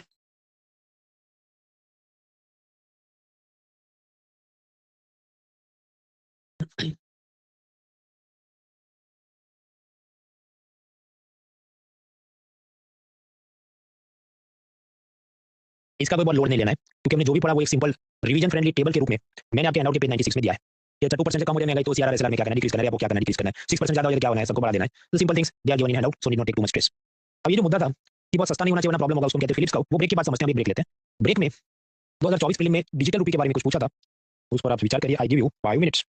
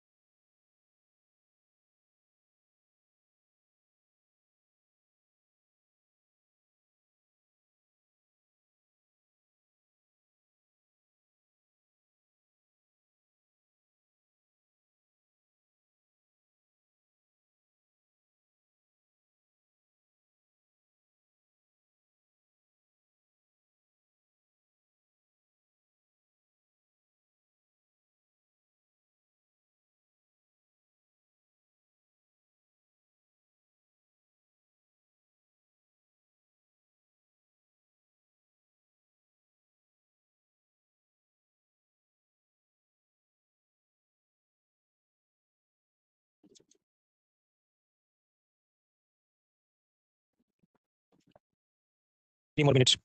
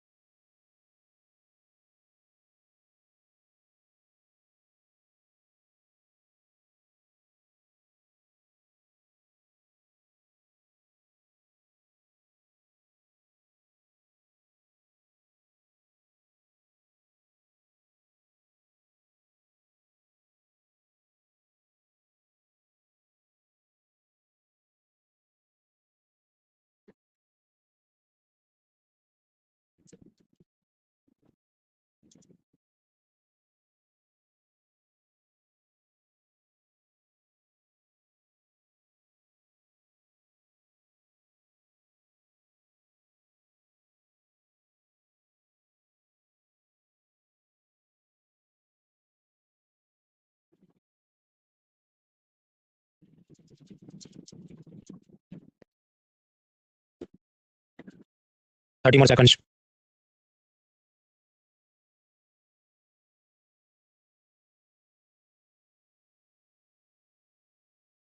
हाँ तो मित्रों इसमें ये डिजिटल रुपया सेंट्रल बैंक डिजिटल करेंसी के बारे में आप क्या सोचते हैं, voting line timer starts in 3 2 1 start. Maria Sahu, Kewat, Jatin, Chaitanya, Kavita, S Kumar, Roshni, Paridhi, Muskaan, खुशी, आनंद, अनुज, वैशाली, सरस्वती, उत्पल, गौरव, रौनक, आयुष, पद्मनाभ, सृष्टि, कुशाग्र, हमजा, नेहा, देखिए चैट बॉक्स में आप टाइप करो, उसे नहीं जो अलग से भी क्लिक करे वो मुझे दिखाता है, राहुल, आशुतोष, प्रशांत, रूही, यशोदा, कैफ, सुमित, रजत, फिर किशोर, अमाल, विकास, ऋचा, रफी, साक्षी, कृष, आकाश, रोशन, गोपाल एंड करेक्ट आंसर्स। देखिए पहला स्टेटमेंट क्या बोला है कि sovereign currency issued by RBI in alignment with the monetary policy, हाँ तो सही बात है ना। अब सोचो कोई प्रेस रिपोर्टर पूछेगा तो आरबीआई गवर्नर ऐसा थोड़ी बोलेगा कि देखो ये हमारी पॉलिसी के हिसाब से नहीं है, ये जो सेंट्रल बैंक डिजिटल करेंसी है तो मेरे को तुगलक ही दिमाग में मेरे को विचार आ गया तो मैंने लॉन्च किया है, no he will not say that, he will say हां it is aligned with our monetary policy, ये तो अच्छी बात है, ये भी बोले इट इज अलाइंड विद 2047 का विकसित भारत, then also it will be correct, सब कुछ अलाइंड ही है, समझे। तो फर्स्ट स्टेटमेंट इज करेक्ट। चौथा स्टेटमेंट क्या कह रहा है कि यू कैन विड्रॉ इट। हाँ तो सही बात है ना, मतलब it is freely convertible against commercial bank money and cash. मतलब आपके पास वो डिजिटल पैसा है, आप आगे चाहोगे मुझे उसका कैश में रुपया चाहिए तो आप कन्वर्ट करा सकते हैं। तो 4 is correct and 1 is correct. तो 1 एंड 4 करेक्ट है, ऐसा तो कौन सा ऑप्शन है? सिर्फ डी ऑप्शन है, आंसर इज डी। अब बाकी भी स्टेटमेंट देख लेते हैं। देखिए, all currency notes are RBI liability, हमने देखा था कल। तो इसका मतलब ये अगर आरबीआई डिजिटली रुपया जारी करे तो वो भी आरबीआई की लायबिलिटी हुआ ना कि एक्सचेंज करके देना होगा। So it is correct. दूसरी बात, अगर आपके पास 500 रुपए है तो उस पर क्या लिखा है? I promise to pay bearer on demand sum of 500 rupees. तो आरबीआई उसके सामने आपको 100 के 5 नोट एक्सचेंज करके देगा। आप तब ये नहीं बोल सकते नहीं मुझे 20 रुपया एक्स्ट्रा दो क्योंकि महंगाई बढ़ गई, तो मुझे आप 520 दो। तो ऐसा इन्फ्लेशन के सामने इंश्योरेंस तो आरबीआई ने कभी दिया नहीं है। आपके तुम अभी 2-3 दिन से यही तो सब पढ़ा रहे हो, सीआरआर करेगा, रेपो करेगा, तो महंगाई के सामने वो काम तो कर रहा है। That is one thing. और वो इंश्योरेंस नहीं है कि मैं स्टैम्प पेपर पे लिख के देता हूँ कि 500 रुपए लेके और महंगाई बढ़ी है तो मैं आपको 520 रुपीस एक्सचेंज में 20-20 और 100 के नोट दूंगा। No, he has not promised that. इस कारण से third statement is wrong. It is insured against inflation by its very design, वो गलत है। उसकी खिचड़ी मत करना कि 2 से 6 टका में तो कंट्रोल करेगा ना आरबीआई इन्फ्लेशन, कभी कभी नहीं भी होता है। So there is no insurance. तो थर्ड इज रॉन्ग। इस कारण से भी बी तो हो नहीं सकता। Fourth is correct. So the answer is D 1 to 4। Again I give you 20 second, दिमाग में उतारिए क्या हुआ।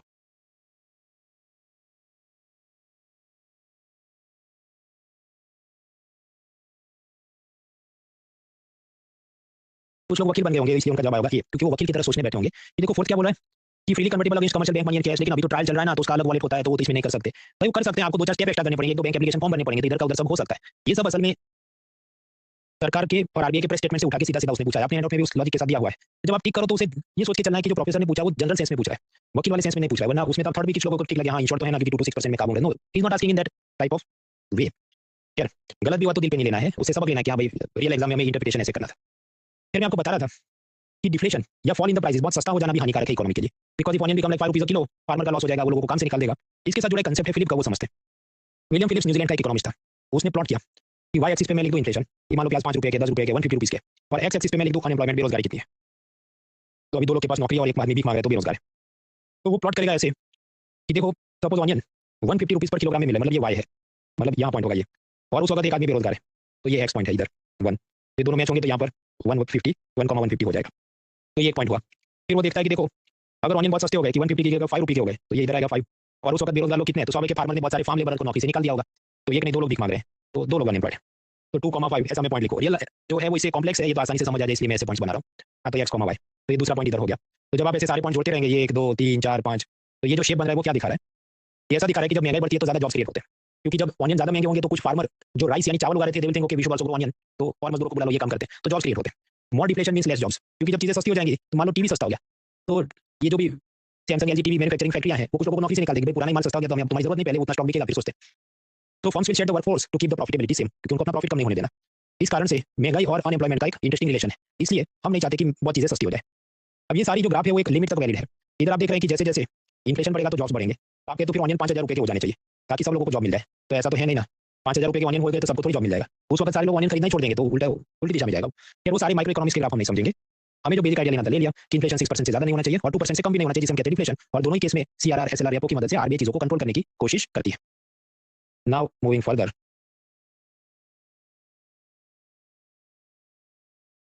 आरबीआई को क्या करना है? महंगाई काबू में रखो 2 to 6%, और साथ ही साथ ये भी देखो कि जीडीपी भी अपना ठीक ठाक चले, लोगों को जॉब्स भी मिले, सब चीजें को बैलेंस करने की कोशिश करती है। उसका फर्स्ट प्रायोरिटी ये रहता है इन्फ्लेशन कंट्रोल, लेकिन जब इन्फ्लेशन कंट्रोल हो जाए तो सेकंड प्रायोरिटी उसकी जीडीपी एंड जॉब क्रिएशन रहती है। अब आप सोचिए, लोन अगर बहुत महंगे कर दिए तो महंगाई तो कंट्रोल में हो जाएगी क्योंकि पब्लिक शॉपिंग कम करेगी, लेकिन पब्लिक शॉपिंग कम करेगी, डिमांड कम होगी तो प्रोडक्शन कम होगा, तो जॉब चले जाएंगे, जीडीपी भी चला जाएगा। तो इसलिए loan should not be very expensive. आपके तो लोन बहुत सस्ते कर देते हैं, अगर लोन बहुत सस्ते कर दिए तो पब्लिक इतनी शॉपिंग करेगी कि उतना मार्केट में सप्लाई नहीं होगा, तो महंगाई भी बढ़ जाएगी। यानी कि ये जो रेपो रेट था जिसकी मदद से आरबीआई बैंकर्स को लोन दे रही थी, ये रेपो बहुत हाई भी नहीं होना चाहिए और बहुत लो भी नहीं होना चाहिए, मध्यम होना चाहिए। तो ये मध्यम या ऑप्टिमल क्या होना चाहिए? 2%, 3%, 4, 5, मान लीजिए 5% रेपो रेट इज ऑप्टिमल, कि जो इन्फ्लेशन को भी कंट्रोल में रखे और जीडीपी को भी मदद करता रहे। तो ऐसा जो ऑप्टिमल रेपो रेट होगा, असल में ऐसा क्या है नंबर वो कोई जानता नहीं है, तो बोलने की बात है, हाइपोथेटिकली कल्पना कर लो कि वो 5% है। तो ऐसे ऑप्टिमल रेपो रेट को हम कहते हैं न्यूट्रल रेपो रेट या टर्मिनल रेपो रेट। ये ऐसा रेपो रेट है कि जब जीडीपी भी बेस्ट हो जाता है और इन्फ्लेशन भी कंट्रोल में रहता है, दोनों साइड आपकी संभली हुई रहती है। 30 सेकंड, ये स्लाइड दिमाग में उतारिए।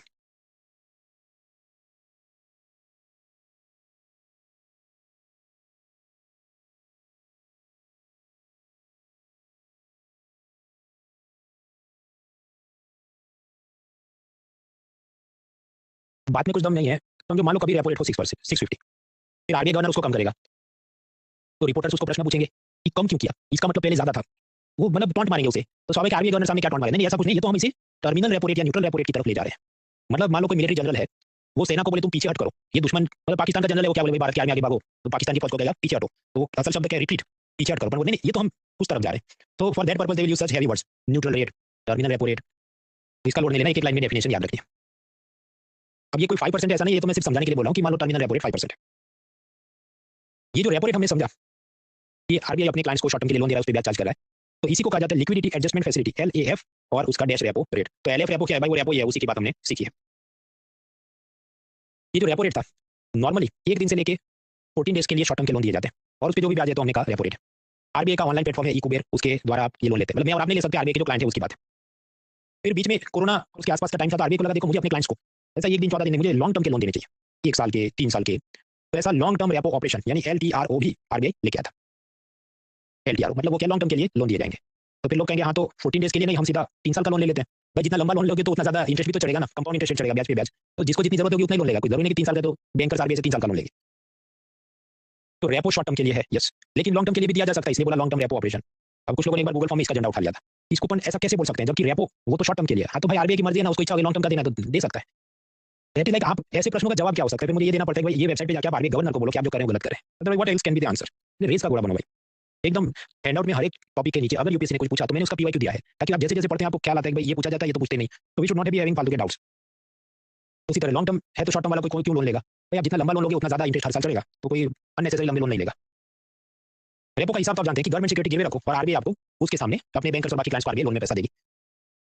फिर आया कोरोना, तो कोरोना में आरबीआई ने ऐसे बहुत सारे विंडो खोल दिए कि targeted long term repo operation, वैसा था आरबीआई बैंकर को लोन देगा, banker NBFC non banking financial company को लोन देगा। फिर एक बार वो कुछ और ऐसा एसएलटीआर वो फुल फॉर्म सब काम का नहीं, वैसा कि आरबीआई स्मॉल फाइनेंस बैंक को लोन देगा और वो जाके एमएसएमई वालों को लोन देंगे। फिर एक बार वो लेके वन टैप विंडो, उसमें आरबीआई लोन देगा ऐसे बैंकों को, और बैंक वालों ने होटल और हॉस्पिटल को लोन देना क्योंकि कोरोना में उनको मदद की जरूरत थी। फिर नाबार्ड सीड भी ऐसी संस्था है, उनको हम कहते हैं I all India financial institution, RBI उनके लिए अलग विंडो खोलता है, उनको भी ऐसे लोन देता है। इसमें से कुछ भी याद रखना नहीं है तो तुम बता क्यों रहे हो? मैं इसलिए बता रहा हूं कि ऐसा कोई वर्ड दिखे तो समझ जाना है आरबीआई ऐसा ऐसा भी कर सकती है, और कोरोना में ऐसा ऐसा किया था अंडर द आत्मनिर्भर भारत इनिशिएटिव। बस उतना थोड़ा बहुत अंदाज रखना है, एक्जैक्टली क्या हुआ था वो सब याद नहीं रखना है, पुरानी बात हो गई। कुछ लोग इसमें भी झंडा उठाए भाई कि नॉर्मल रेपो लोन दे दो, 3 साल का लोन दे दो, ऐसे 25 जात के विंडो खोलने की क्या जरूरत है कि ये लोन एनबीएफसी को जाए, स्मॉल फाइनेंस को, होटल को।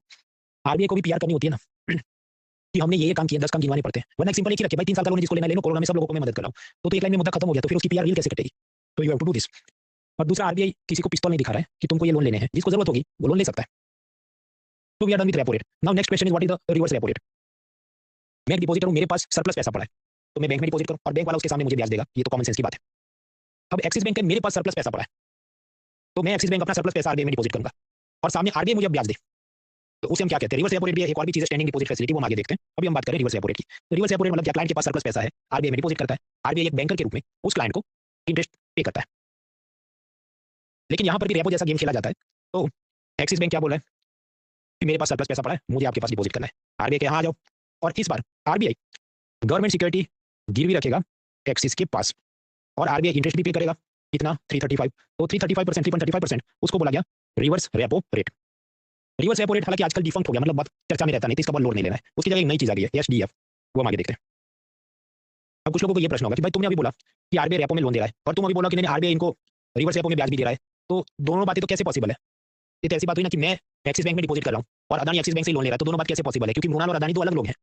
यहाँ आप समझो, एक्सिस के पास एक्स्ट्रा पैसा था, उसने आरबीआई में डिपॉजिट किया, आरबीआई रिवर्स रेपो रेट के नाम पे एक्सिस को इंटरेस्ट पे कर रहा है। अब ये जो पैसे आ गए मान लो 100 रुपए, उसी वक्त स्टेट बैंक आ गया कि मुझे लोन चाहिए, तो आरबीआई उसी को चिपका देगा, ये लेता जा बेटा, रेपो रेट में तुम्हें लोन दे दिया। तो ऑन अ पर्टिकुलर डे एक बैंकर की सिचुएशन अलग हो सकती है, दूसरे बैंकर की सिचुएशन अलग हो सकती है, कोई आरबीआई में डिपॉजिट करने आता है, कोई आरबीआई से लोन लेने आता है, इसलिए आरबीआई दोनों जाके विंडो खोल के रखता है। तो रिवर्स रेपो रेट क्या है? एक प्रकार से आप ये कह सकते हैं कि आरबीआई अपनी गवर्नमेंट सिक्योरिटी क्लाइंट्स के पास, बैंक एनबीएफसी के पास गिरवी रखता है, और सामने क्लाइंट्स आरबीआई को लोन दे रहे हैं और उस पर आरबीआई उनको जो ब्याज पे कर रहा है, that is reverse repo rate. लेकिन ज्यादा प्रैक्टिकल बात क्या होगी कि असल में क्लाइंट के पास एक्स्ट्रा पैसा है, तो वो आरबीआई में डिपॉजिट कर रहे हैं और आरबीआई उनको इंटरेस्ट पे कर रहा है, जिसे हम कहते हैं रिवर्स रेपो रेट, और यहाँ आरबीआई की तरफ से गवर्नमेंट सिक्योरिटी उन क्लाइंट्स के पास गिरवी रखी जाती है। तो ये सब आरबीआई से दिखाई तो है नहीं कि उसको लोन लेने जाना पड़े बैंकरों से वो भी।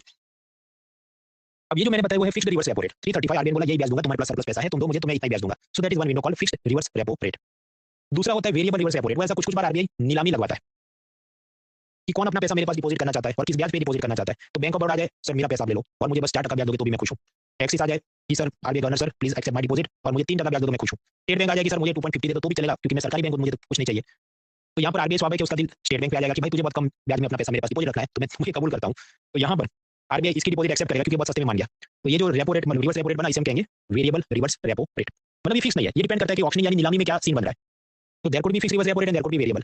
क्या ये दो टाइप के काम के? मेरे हिसाब से काम के नहीं है, तो तुम बता क्यों रहे हो? मैं इसलिए बता रहा हूँ क्योंकि ये नीलामी होती है, नीलामी होती है मान लो कि हर 15 दिन में नीलामी होती है, तो इंडियन एक्सप्रेस में खबर आ जाएगी, तो करंट अफेयर पीएफ वाले चला देंगे, तो फालतू के प्राइवेट मॉक टेस्ट वाले चला देंगे, तो फालतू में लोगों का ब्लड प्रेशर बढ़ जाएगा। तो मैंने आपको बता दिया मामला क्या था।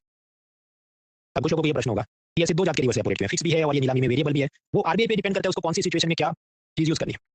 कि वैसे तो मेरे पास घड़ी भी है, तो तुम स्टॉप वॉच क्यों यूज कर रहे हो? क्योंकि घड़ी में मैं ऐसा सब निकालने बैठूंगा मेरा टाइम ज्यादा जाएगा, तो स्टॉप वॉच में क्या एक बटन दबा दिया तो स्टॉप वॉच हो गया कि आई गिव यू 10 सेकंड 30 सेकंड। तो इसी तरह आरबीआई अलग अलग टूल क्यों यूज करता है, उसके अलग अलग यूज है इसलिए। दूसरा प्रश्न, आरबीआई टूल रखेगा ही क्यों है? Simply to serve the money supply. जब आरबीआई के बाजार में बहुत ज्यादा पैसा बढ़ गया है, लोन सस्ते हो गए हैं, तो उसको एब्जॉर्ब करने के लिए वो ये टूल्स को यूज कर सकता है। हालांकि ये टूल्स वो बहुत फ्रीक्वेंटली इससे कुछ मैनिपुलेट करने की कोशिश करता है। आरबीआई का मेन टूल क्या है? Repo rate. तो रेपो रेट तो हमने समझ लिया, लिक्विडिटी एडजस्टमेंट फैसिलिटी का हिस्सा है। उसी लिक्विडिटी एडजस्टमेंट फैसिलिटी के नीचे एक और चीज थी, रिवर्स रेपो रेट, वो भी हमने समझ लिया। ये रिवर्स रेपो रेट दो जात के होते हैं, फिक्स भी होता है जो 3.35% है, वेरिएबल है वो डिपेंड करता है नीलामी में क्या हुआ। अब समझो यहाँ पर आरबीआई की मर्जी चलती है, कोई क्लाइंट आके कहे कि ये मेरा पैसा ले लो, तो आरबीआई रिजेक्ट भी कर सकता है, फिक्स वाला भी और वेरिएबल वाला भी। तो कंपलसरी नहीं है, वो आरबीआई की मर्जी पे चलता है कब उसे ये खेलना है। आरबीआई ने ये रिवर्स रेपो रेट पहले बहुत हाई हुआ करता था, उसको कोरोना में कम कर दिया। मतलब आप सोचो 335 तो कुछ भी नहीं है, मतलब बहुत कम हो गया, ऐसा क्यों है? समझते हैं। एक जमाने में कोरोना से पहले आरबीआई का ये जो ई कुबेर प्लेटफॉर्म है, उसमें अलग अलग विंडो होती है। आपको सॉफ्टवेयर है तो सॉफ्टवेयर की विंडो आप समझते हो अलग दिखती है। ये तो समझो कि दुकान है तो दुकान की खिड़की ऐसे ही दिखेगी जैसे सिनेमा हॉल की टिकट विंडो दिखती है। तो उसमें एक तो रेपो रेट था कि सारे क्लाइंट आके लोन ले लें। अब मान लो रेपो रेट था 5.15%। उस जमाने में आरबीआई ने ऐसी फॉर्मूला की थी कि देखो रेपो रेट जो भी होगा, रिवर्स रेपो रेट उससे 0.25% कम होगा, तो रिवर्स रेपो रेट था 490। तो जिन क्लाइंट के पास एसबीआई एक्सिस के पास सरप्लस पैसा पड़ा है, जो आम जनता लोन में लेने के लिए नहीं आ रही है, तो ये सारे बैंकर अपना सरप्लस पैसा आरबीआई में डिपॉजिट करते हैं अंडर रिवर्स रेपो रेट, जिस पर ब्याज आरबीआई को ऑफर करता है 4.90%। फिर आया कोरोना। कोरोना में अब बैंकर क्या सोचे कि मैं घर जाके सो जाता हूँ, वैसे भी कोई आ नहीं रहा लोन लेने के लिए, और हमारे पास जितना सरप्लस पैसा पड़ा है हम रिजर्व बैंक में रिवर्स रेपो विंडो में जमा कर देते हैं, ताकि रिजर्व बैंक बैठे बिठाए हमको 4.90% इंटरेस्ट देना चालू करे। फिर क्या करना, बस गैर बेसवानू जूस पीवानू मजा नहीं लाइफ कैरम रमवानू। आरबीआई को लगा ये तो मेरा नुकसान हो जाएगा। आरबीआई ने ये कहा कि देखो ये जो अपना रिलेशन था कि repo minus 0.25 equal reverse repo, ये रिश्ता में खत्म करता हूं। मैं अलग से फिक्स कर देता हूं कि अब से रिवर्स रेपो रेट क्या होगा, 3.35%। और ये स्टेट बैंक या किसी को भी अपना सरप्लस पैसा मेरे पास जमा करना है तो ये मैं अब ऑफर करूंगा, और रेपो के साथ इसका फॉर्मूला के साथ कोई लिंकिंग नहीं है, ये अलग ही चलेगा।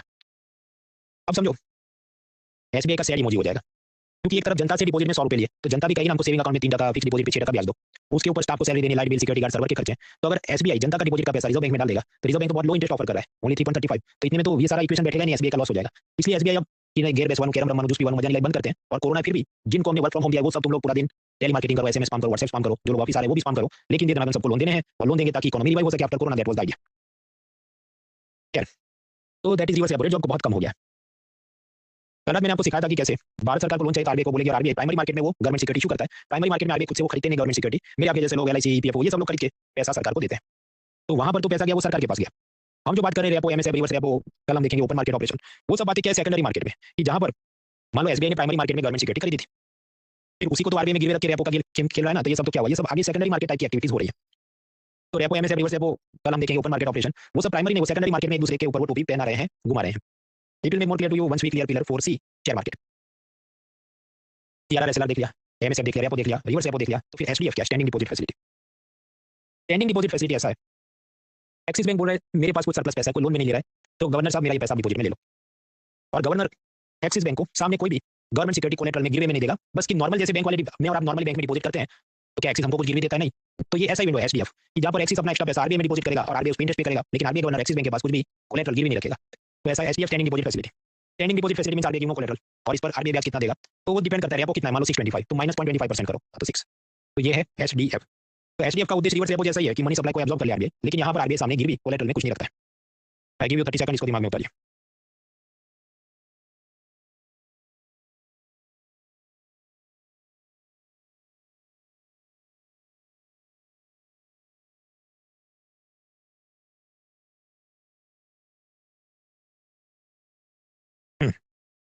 तो पूरा चित्र कुछ ऐसा बनेगा कि बैंकर को लोन चाहिए थे, उसके दो विंडो थे, एमएसएफ और रेपो। उसमें लेट मी ज़ूम इन। अगर एसएलआर कोटे के बियॉन्ड वाली गवर्नमेंट सिक्योरिटी गिरवी रख के बैंक रिजर्व बैंक से लोन ले रहा था, एमएसएफ विंडो था। गवर्नमेंट सिक्योरिटी जो एसएलआर मतलब एसएलआर कोटे के बाहर वाली गवर्नमेंट सिक्योरिटी अगर वो यूज करता तो रेपो रेट था, विद इन एसएलआर कोटा वाली गवर्नमेंट सिक्योरिटी यूज करता तो एमएसएफ था। दोनों के बीच रिश्ता फिक्स है कि रेपो जितना भी होगा एमएसएफ उससे 0.25% हाई होगा। तो ये जो एमएसएफ है समझो वो हाईएस्ट है, इसलिए इसे ये जो मॉनेटरी पॉलिसी कॉरिडोर की छत माना जाता है, सीलिंग है ये अगर पूरा एक बिल्डिंग है या हॉल है तो उसका सीलिंग या हाईएस्ट पॉइंट क्या है, एमएसएफ, जो 650 मतलब whatever is the number of repo rate उसके ऊपर 0.25% हाई होगा। दूसरा बैंकर के मेरे पास एक्स्ट्रा पैसा सरप्लस और मुझे डिपॉजिट करना है आरबीआई में, आरबीआई ने कहा आ जाओ, उसके तो दो विंडो अभी हमने देख लिया। एक है कि जहां गवर्नमेंट सिक्योरिटी गिरवी रखने का खेल है, रिवर्स रेपो रेट 335, और बिना गवर्नमेंट सिक्योरिटी गिरवी रखे सीधा ही डिपॉजिट का काम हो जाए, एसडीएफ है 6 मतलब whatever is the repo rate, repo 625 है तो उससे 0.25% ये कम होगा। तो यहाँ पर याद रखना है कि एसडीएफ इज द फ्लोर, ये फर्श है। कुछ लोग वापस इधर वकील बनेंगे कि नहीं देखो लोएस्ट तो रिवर्स रेपो है ना, तो उसको फ्लोर क्यों नहीं बोला, क्योंकि भाई आरबीआई ने ये बोला कि मुझे ये नाम रखना है। टैब के एक बच्चे का नाम है तैमूर, तो उसके बाद भी एक हुआ, तो मुझे लगा इसका भी ऐसा कोई नाम रखेंगे, तो उसने क्या रखा है, जय या ऐसा कुछ रखा है, क्यों रखा है भाई, उसकी मर्जी है। तो ये आरबीआई ने क्यों रखा है, उसकी मर्जी है कि वो किसको फ्लोर बोलना चाहता है। You have to simply memorise by. दूसरा मैं अगर आपको रियल कारण बताऊं तो वो ये है कि आरबीआई ने रिवर्स रेपो रेट को डिफंक्ट, मतलब इसका कुछ है नहीं, इसको रखो एक बाजू। It is not the main tool of monetary policy. इस कारण से आरबीआई उसको बहुत देख नहीं रहा, इसलिए उसको बोला इसे फ्लोर नहीं गिनना है, अब से एसडीएफ को फ्लोर गिनना है। तो ऊपर से लेके नीचे तक ये पूरा कॉरिडोर है, ऊपर है एमएसएफ, नीचे है एसडीएफ और बीच में रेपो। हाँ, तो रिवर्स रेपो लो है एसडीएफ से, तो रिवर्स रेपो को फ्लोर क्यों नहीं बोला? तो भाई आरबीआई ने प्रेस रिलीज में खुलासा नहीं किया। मुझे तर्क लगाना तो वही कि रिवर्स रेपो आजकल उसका मेन चीज है ही नहीं, इसलिए वो उसे नजरअंदाज कर रहा है। ये वाला क्वेश्चन देखो, जवाब तो मैंने टिक कर दिया। आई गिव यू 30 सेकंड। सिर्फ ब्लैक बैकग्राउंड वाली जो चीजें सिर्फ उतना आप देखिए।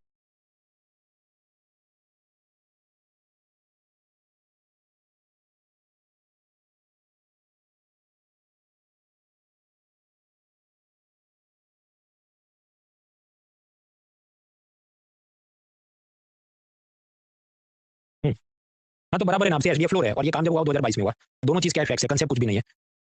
तो कुछ लोग टूल किट चलाते हैं कि इकोनॉमी में कंसेप्ट नहीं, मतलब कंसेप्ट याद रखने, फैक्ट याद नहीं रखने वगैरह, तो वो टूल किट में ना फंसे। तो कुछ लोग कहेंगे ये तो आईएएस का थोड़ी पेपर था, तो सीरियस का था। मैं आपको आगे भी बता चुका हूँ, ऐसा अहंकार मत रखो। वी शुड एम हाई कि मुझे आईएएस आईपीएस बनना है। नहीं मिला तो मैं और भी बहुत कुछ एग्जाम देने की उम्मीद रखता हूँ, तमन्ना रखता हूँ। So I remember, don't hate the subject और don't just become so narrow minded कि ये दिखेगा तो पाप लग जाएगा हमको, ऐसा मत रखो। लग भी सकते हैं वो, समझो एक बार फेल होने के बाद वो ऐसी अकड़ जिसको होती है वो टीले हो जाते हैं, फिर क्या ठीक है बाकी परीक्षा भी मुझे देनी पड़ेगी, then they will accept it. तो क्यों परेशान हो, स्वागत होना है। पहले से आप फ्री माइंड रखेंगे तो उतना आपके लिए ठीक होगा। कुछ लोग ये भी वकील बन जाते हैं कि देखो एचडीएफ में मान लो 6% ब्याज है, रिवर्स रेपो का तो फीस हो गया 335, तो फिर बैंकर रिवर्स रेपो में थोड़ी पैसा रखेगा, वो तो एचडीएफ में रखेगा जहां पर आरबीआई उसको ज्यादा ब्याज दे रही है। तो इसलिए आरबीआई ने रिवर्स रेपो को बंद कर देना चाहिए, एचडीएफ को बंद कर देना चाहिए।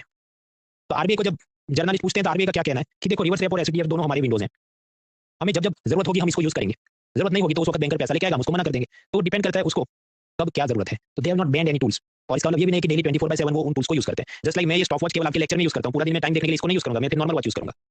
तो ये सब में आप मत पढ़ो, ये एक एक लाइन में पढ़ के आगे बढ़ो, why it is like that, why. तो आरबीआई की मर्जी है वो क्या करना चाहता है। बाकी इनका कंपेरेटिव टेबल आपके हैंडआउट में दिया है, उस पे बहुत नींद नहीं खोनी है। सिवाय कि आप आरबीआई ऑफिसर की एग्जाम की तैयारी करनी है तो नींद को के उसको रखना है, बाकी बहुत लोड नहीं लेना है। जनरल आइडिया हमने जो ले लिया वो काफी है। अभी बैंकर्स आरबीआई से लोन लेते हैं, रेपो एमएसएफ सब हमने देखा। ये जो बैंक्स हैं, bank of Baroda, state bank, फिर नॉन बैंकिंग फाइनेंशियल कंपनी जैसे एलआईसी वगैरह, ये लोग आपस में भी एक दूसरे को शॉर्ट टर्म के लोन लेते देते रहते हैं। जैसे कि वो एक दिन के लिए एक दूसरे को लोन दे दे, उस पे जो ब्याज चढ़े कॉल मनी रेट, 2 से 14 डेज तक के लिए एक दूसरे को लोन दे दे, उस पे ब्याज चढ़े नोटिस मनी रेट, 14 डेज से ज्यादा लेकिन 1 साल से कम के लिए लोन एक दूसरे को दे दे, उस पे ब्याज चढ़े टर्म मनी रेट, ये चलता है। अब आप सोचिए कि आरबीआई ने ऐसा जब ये सब बोला कि हमारी एक बिल्डिंग है, मॉनेटरी पॉलिसी कॉरिडोर है, उसमें बीच में रेपो है, उसके ऊपर 0.25% करो तो एमएसएफ है, -0.25% करो तो एचडीएफ है, और ये पूरा कॉरिडोर है। तो इसको कॉरिडोर क्यों बोला? क्योंकि एप्पल अपना आईफोन लॉन्च करे तो सामने सैमसंग वाला भी ऐसा महंगा प्रीमियम क्वालिटी की कुछ चीज लॉन्च करेगा, फिर एप्पल ने देखना पड़ेगा भाई उसका क्या भाव चल रहा है, उसके क्या फीचर है, उस हिसाब से मैं अपना एडजस्ट करता हूं। और सामने सैमसंग वाला देखा अच्छा एप्पल में ऐसा चल रहा है तो हम ये ऐसा एडजस्ट करते हैं। तो जब आरबीआई ने ऐसा अपने को सिस्टमेटिकली ऑर्गेनाइज रखा है, वो क्यों रखा है? क्योंकि आरबीआई फिर पूरा दिन देखेगा कि सामने ये जो बैंक एनबीएफसी वाले आपस में एक दूसरे को लोन ले दे रहे हैं, इसके लिए कॉल मनी, नोटिस मनी वगैरह शब्द मैंने आपको बताया। तो आरबीआई ऑब्जर्व करेगा भाई उनकी आपस में जो लोन देने की दुकानें हैं उसमें क्या भाव या रेंज चल रही है, उस हिसाब से मुझे अपना ये रेंज ऊपर नीचे करते रहना पड़ेगा। वरना सोचो कि अलग दिशा में जा रहा हूँ, ये मान लो 20-20 टका चल रहा हो और इधर कॉल मनी, नोटिस मनी में ये लोग एक दूसरे को 1-1 टके ब्याज पे लोन दे रहे हो, तो आरबीआई कितना ही रेपो चेंज कर ले, कोई बैंकर उधर आएगा नहीं लोन लेने के लिए, तो फिर उसकी मदद से आप आगे इंटरेस्ट रेट चेंज करेंगे, डिमांड कम करेंगे, ये सब आप पॉसिबल नहीं है।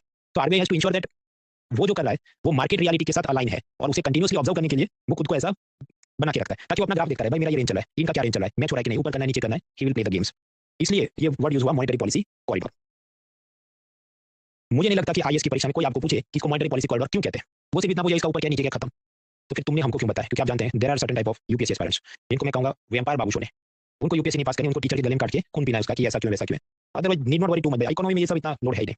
अभी एक छोटा सा जनरल नॉलेज देखिए, रेपो जो भी है एमएसएफ उससे 0.25% ऊपर होगा, एचडीएफ उसके नीचे 0.25% होगा।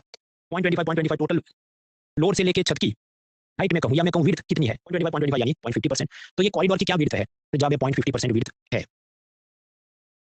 इकोनॉमिक्स में 1% को ऐसे बोलते हैं 100 बेसिस पॉइंट, बीपीएस। तो अगर 1% 100 बेसिस पॉइंट है तो 0.50% कितने बेसिस पॉइंट होगा? 50 बेसिस पॉइंट। तो एमसीक्यू में ऐसा कहा जाता है total width of this corridor is 50 basis point, तो वो भी करेक्ट है। और अगर वो ये कहे कि इट इज 0.50% तो वो भी करेक्ट है। और ये विड्थ वो मॉनिटर करता है, कभी-कभी चेंज भी करता है, ऊपर नीचे करता है, वो पूरा नहीं क्या, हमने देखेंगे to align with the market realities of call money, notice money etcetera. जब मैंने पहले हैंडआउट बनाया था over the period of time, आजकल एक और बेहतरीन चीज क्या है, एआई। तो मैंने आपके हैंडआउट में एक नया ग्राफिक्स बना दिया है। नया ग्राफिक्स ऐसा है, ऑरेंज कलर साड़ी वाली जो बैंड है, मतलब आप समझो बैंक ऑफ बड़ौदा है, तो बैंक ऑफ बड़ौदा को शॉर्ट टर्म लोन चाहिए और आरबीआई वो पैसा दे रहा है। सामने क्लाइंट मतलब बैंक ऑफ बड़ौदा गिरवे क्या रख रहा है, एसएलआर को टर्म पड़ी, गवर्नमेंट सिक्योरिटी, तो हम क्या बोलेंगे एमएसएफ है, एसएलआर के बाहर वाली चीज है तो हम कहेंगे रेपो है, रेपो जितना होगा एमएसएफ उससे 0.25% एक्स्ट्रा है। कुछ बार बैंक ऑफ बड़ौदा कहे देखो मेरे पास एक्स्ट्रा पैसा है तो मैं तो डिपॉजिट करूंगी आरबीआई में, और उसके सामने आरबीआई क्या गिरवी रख रहा है, तो जब कुछ भी नहीं तो उसे हम कहते हैं एचडीएफ। एचडीएफ कितना होता है, रेपो से 0.25% कम। और ये पूरा हॉल हो गया या कॉरिडोर बन गया इधर से इधर, इसको हम क्या बोले, मॉनेटरी पॉलिसी कॉरिडोर है। उसके अलावा एक और भी विंडो है कि सीधा ही डिपॉजिट ले लिया जाए आरबीआई द्वारा, लेकिन आरबीआई कुछ भी गवर्नमेंट सिक्योरिटी गिरवी ना रखे, तो उसे हम क्या कहते हैं, रिवर्स रेपो रेट। वो इसके साथ लिंक नहीं है, देखो वो है इंडिपेंडेंट, और कितना है वो फिक्स्ड है 3.35%। गिव 30 सेकंड, ये ग्राफिक्स वैसे एंड आउट में दिया, अपना दिमाग में उतारो। कुल मिला के हमने जितना पढ़ा 1.5-2 घंटे वो यही है।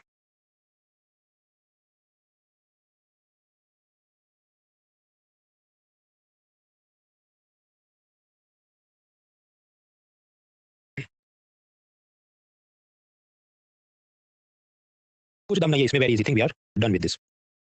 अब इसके बाद चीज आती है बैंक रेट, वो भी समझते हैं बट विद फ्रेश माइंड। तब तक एक ब्रेक लेते हैं, ब्रेक में आप एक पीवाईक्यू ट्राई करें और just a minute, break for 5 minutes.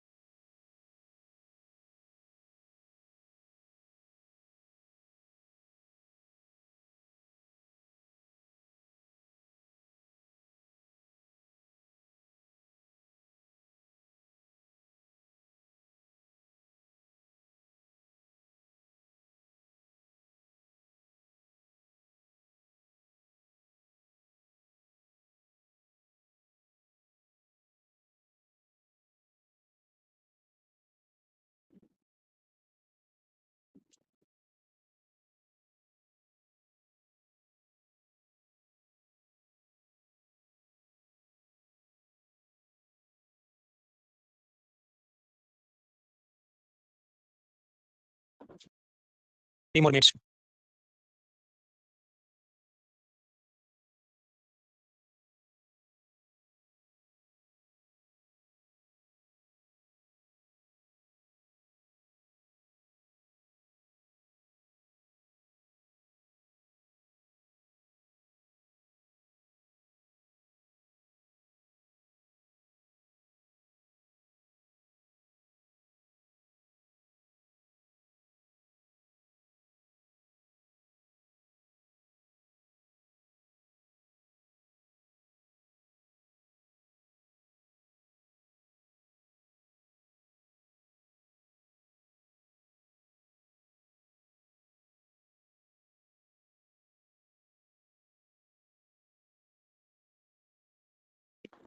One more minute.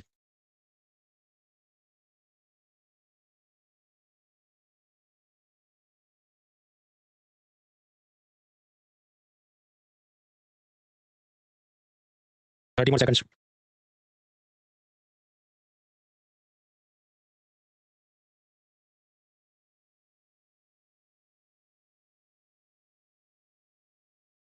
हाँ तो मित्रों, आपको क्या लगता है कि मनी मल्टीप्लायर कब इंप्रूव होगा? Voting line timer starts in 3 2 1 start. Deepak, Marius, Simran, Khan, Adarsh, Roshni, Anuj, Hamza, Srishti, Abhishek, Raunak, Mahavir, Vaishali, Aakash, Anisha, Pradyuman, Rohan, Saloni, Kushagra, Darshan, Rajeev, Aditya, Anand, Kanan, Agarwal, Paridhi, Gaurav, Neha, Aditi, Mayank, Himanshu, ये सब लोग फिर कमल, किशोर, ऋचा, क्रिश, साक्षी, रफी, सत्यम, मोनिका, दीपक, नियति, नदिस करेक्ट आंसर्स। भाई आपको सीआरआर बढ़ाने से मनी मल्टीप्लायर कैसे बढ़ सकता है यार? ये तो मतलब बाकी कोई गलत करे, कोई मान लो डी कर ले, मुझे समझ आ रहा है कि कुछ खिचड़ी पका रहा होगा, और ये कैसे हो सकता है? आप याद करो, कल ही तो हमने देखा था सीआरआर जैसे जैसे बढ़ता है, 3 का 4, 4 का 5, 5 का 10, तो मनी मल्टीप्लायर तो कम हो रहा है ना, 25 की जगह 20 10, तो सीआरआर बढ़ाने से मल्टीप्लायर तो कम हो जाता है। तो ए इज नॉट करेक्ट। दूसरा, आप याद करें, कल हमने देखा था कि 80s के जमाने में मनी मल्टीप्लायर 3 टाइम्स था, अभी बढ़ के 5 टाइम्स हुआ। क्यों? क्योंकि धीरे धीरे सब लोगों की इनकम बढ़ी, सामने private sector bank, ICICI, HDFC वगैरह आए, जनता को भी बैंक में पैसा सेव करने की सब समझ आई, तो deposit loan deposit loan deposit loan करके मनी मल्टीप्लायर इंप्रूव हुआ है। तो हमने देखा था मनी मल्टीप्लायर क्या था, M3 by M0, सीआरआर उसको कम ज्यादा कर सकता है, वो हमने कल देखा था। इसके अलावा जनता की income, saving, banking penetration, financial inclusion, deposit loan activity, ये सब के चलते भी मनी मल्टीप्लायर अच्छा या बुरा हो सकता है। तो ऑप्शन ये तो रॉन्ग है, क्योंकि सीआरआर तो हो नहीं सकता भाई, क्योंकि वो तो इनवर्स रिलेशन है, सीआरआर बढ़ता है तो मनी मल्टीप्लायर कम होता है। B is correct, increase in the banking habit of the population, जनता बैंक में जितना पैसा बचा ज्यादा करेगी, मनी मल्टीप्लायर इंप्रूव होगा। सी एसएलआर बढ़ाओगे तो वो एक तो इरेलेवेंट है, और भी अगर तुक्का खींचो तो भाई वो लॉक करे ना पैसा, तो डिपॉजिट लोन एक्टिविटी को इंप्रूव नहीं करेगा। Option D, increase in the population of the country, मतलब पाकिस्तान की आबादी बढ़ जाएगी तो वहाँ मनी मल्टीप्लायर बढ़ जाएगा, भले उनके पास फूटी कॉइन नहीं हो। तो ये बात बीरबल की खिचड़ी है कि कब वो पॉपुलेशन ग्रो अप करेगी, कब वो पैसा कमाएगी, कब बैंक में डिपॉजिट करेगी, सो इरेलेवेंट, या रॉन्ग। तो the answer is banking habits. ये 2019 में पूछा, उससे पहले आप 10 साल और आप निकालो तो उन्होंने नहीं पूछा, क्योंकि ऐसी चीजें 10 साल में एक बार पूछते हैं, कि जब पूछते तो रिपीट करते रहते हैं, फिर वापस भूल जाते हैं। फॉर एग्जाम्पल 2019 में पूछा, अभी देखना 2021 में फिर से पूछा, आई give you 30 second, same question है, सिर्फ उसने ऑप्शन का सीक्वेंस चेंज कर दिया।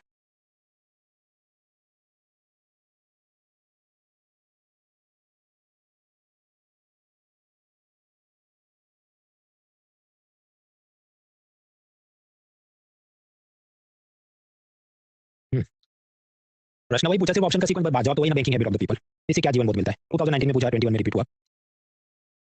ये जो 2021 का पेपर था, उसमें मनी मल्टीप्लायर इफेक्ट, वो पुराना सवाल रिपीट हुआ। ऐसी एक और चीज थी कॉन्स्टिट्यूशनल गवर्नमेंट, वो भी रिपीट हुई थी। तो यानी 2 क्वेश्चन रिपीट हुए, हर क्वेश्चन के 2 मार्क होते हैं, तो 4 मार्क तो सीधे आ गए। तो कट ऑफ में 4 मार्क बड़ी चीज है, क्योंकि कट ऑफ अगर 85 है तो 4 is a big number in 4 इन 85। ऐसा हर साल होता है, इस साल भी ऐसा हुआ। मतलब 2025 का जो पेपर था उसमें इकोनॉमी में 2 क्वेश्चन ऐसे रिपीट हुए, हालांकि थोड़ा ट्रिकी था लेकिन फिर भी रिपीट ही बोल सकते हैं। वो हम पिलर 5 में देखेंगे। Petroleum and natural gas board का पूछा था, एक मेजर माइनर मिनरल का पूछा था, पुरानी चीजें वापस पूछी थी उसने। तो yes we should solve the previous papers, not one time, many times. Economy में आपको लेफ्ट नहीं करनी क्योंकि हैंडआउट में दे दिया और हम वीकली टेस्ट में भी उसको कवर कर रहे हैं और लेक्चर में भी। बाकी सब्जेक्ट में भी करने के लिए क्या है, प्री में आप डाउनलोड कर सकते हैं। वैसे अपने इसी कोर्स पेज में सबसे पहले मैंने पीवाई की बुकलेट ही अपलोड की थी, लेकिन जिसने नहीं की तो इधर से भी जा सकता है। Unacademy dot com test contest UPSC test download, उधर से और भी बहुत सारा material including I think PSIR वगैरह कुछ ऑप्शनल सब्जेक्ट के भी टॉपिक वाइज क्वेश्चन पेपर की पीडीएफ फाइल उन्होंने रखी है। आपके नहीं, मेरा कुछ और ऑप्शनल सब्जेक्ट है उसकी फाइल नहीं है।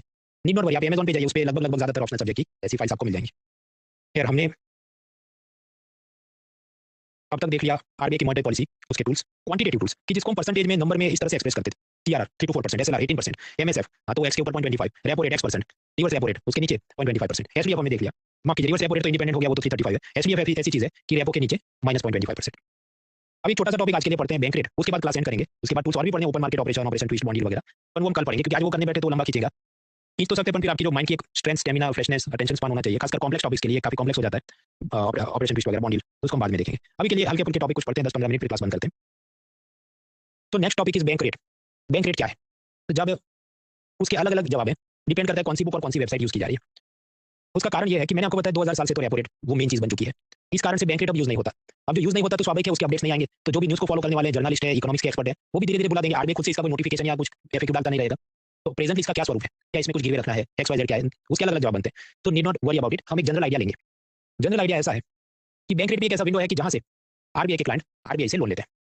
लोन लेते हैं तो ब्याज कितना है, तो समझिए रेपो जितना है x%, मार्जिनल स्टैंडिंग फैसिलिटी उसके ऊपर 0.25% एक्स्ट्रा है। बैंक रेट कितना होगा, तो जब जितना मार्जिनल स्टैंडिंग फैसिलिटी होगा बैंक रेट उतना ही होगा। मतलब आरबीआई ने ऐसा सेम टू सेम कर दिया है कि अगर ये 625 है एमएसएफ, तो बैंक रेट का ब्याज दर भी 625 होगा। कितनी अवधि के लिए लोन दिया जाएगा, टेन्योर, तो रेपो तो मतलब 1 to 14 डेज मान लो, एमएसएफ भी मान लो ऐसा 1 to 14 डेज। बैंक रेट उससे थोड़ा लॉन्गर ड्यूरेशन के लिए दिया जाता है। तो कितना, मतलब 25 दिन के लिए लोन देता है आरबीआई, 100 दिन के लिए देता है, आई डोंट नो, अलग अलग बुक्स में अलग अलग जवाब है। बोरोवर्स कौन लोन ले सकता है, रेपो ऐसा विंडो है कि जहां पर बैंक और एनबीएफसी दोनों लोन ले सकते हैं आरबीआई से। एमएसएफ ऐसी चीज है उसमें केवल बैंक वाले लोन ले सकते हैं, क्योंकि उसमें एसएलआर कोटा वाली चीज आती है जो सिर्फ बैंक वाले के पास होती है। बैंक रेट जो है वहां से केवल बैंकर्स आरबीआई से लोन ले सकते हैं, हालांकि कुछ किताबों में ऐसा नहीं, वो तो सब मतलब एनबीएफसी वाले भी ले सकते हैं। गिरवी क्या रखना है, तो रेपो और एमएसएफ में तो गवर्नमेंट सिक्योरिटी गिरवी रखनी है, जो हमने आगे देख लिया ब्रेक से पहले। बैंक रेट में क्या गिरवी रखना है, कुछ बुक्स ऐसा बोलती है कि हाँ कुछ तो गिरवी रखना है, कुछ ऐसा कहते हैं कि नहीं उसमें कुछ गिरवी नहीं रखना है, बिना गिरवी रखे ही सीधा आरबीआई लोन दे देती है। And so what is the correct answer, the answer I don't know, different books give different answers. अगर ऐसा ही है ये, तो आरबीआई इसको बंद क्यों नहीं कर देता। अगर यूज ही नहीं करना, तुम ये बोल रहे हो कि भाई रेपो या तो मेन यूज होता है, बहुत खींच के एमएसएफ यूज करते हैं, इसको यूज ही नहीं करते, बंद कर दो।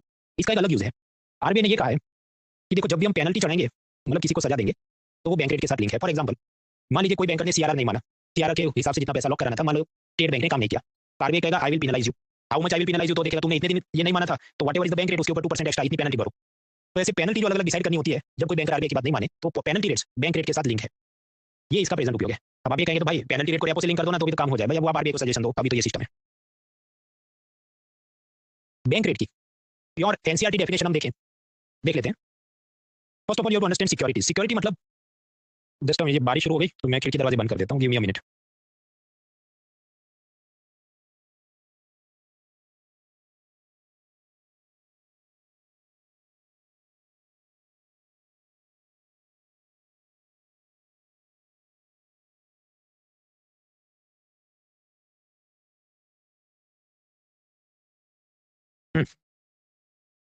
You have to understand a thing called securities. Securities मतलब कागज का टुकड़ा है, पीस ऑफ पेपर, जिसकी मदद से कुछ ना कुछ आप फाइनेंशियल डील्स कर रहे हैं, कि शेयर्स, बॉन्ड्स वगैरह।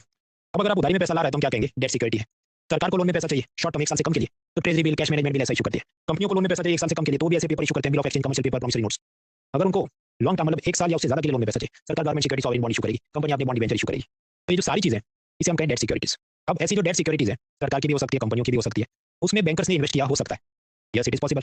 और बैंकर इसको गिरवी रख सकता है आरबीआई में, yes that is also possible. तो जो ये मैंने आपको इतनी सारी सिक्योरिटीज बताई, बैंकर उसको बेचेगा मान लो 100 रुपए में, और फिर बायबैक करेगा 106 में, तो बीच में जो 6% हुआ आपके, वो तो रेपो होना चाहिए। हाँ, पर एनसीईआरटी कहता है कि वो बैंक रेट है। मतलब बैंक रेट की ऐसी डेफिनेशन है।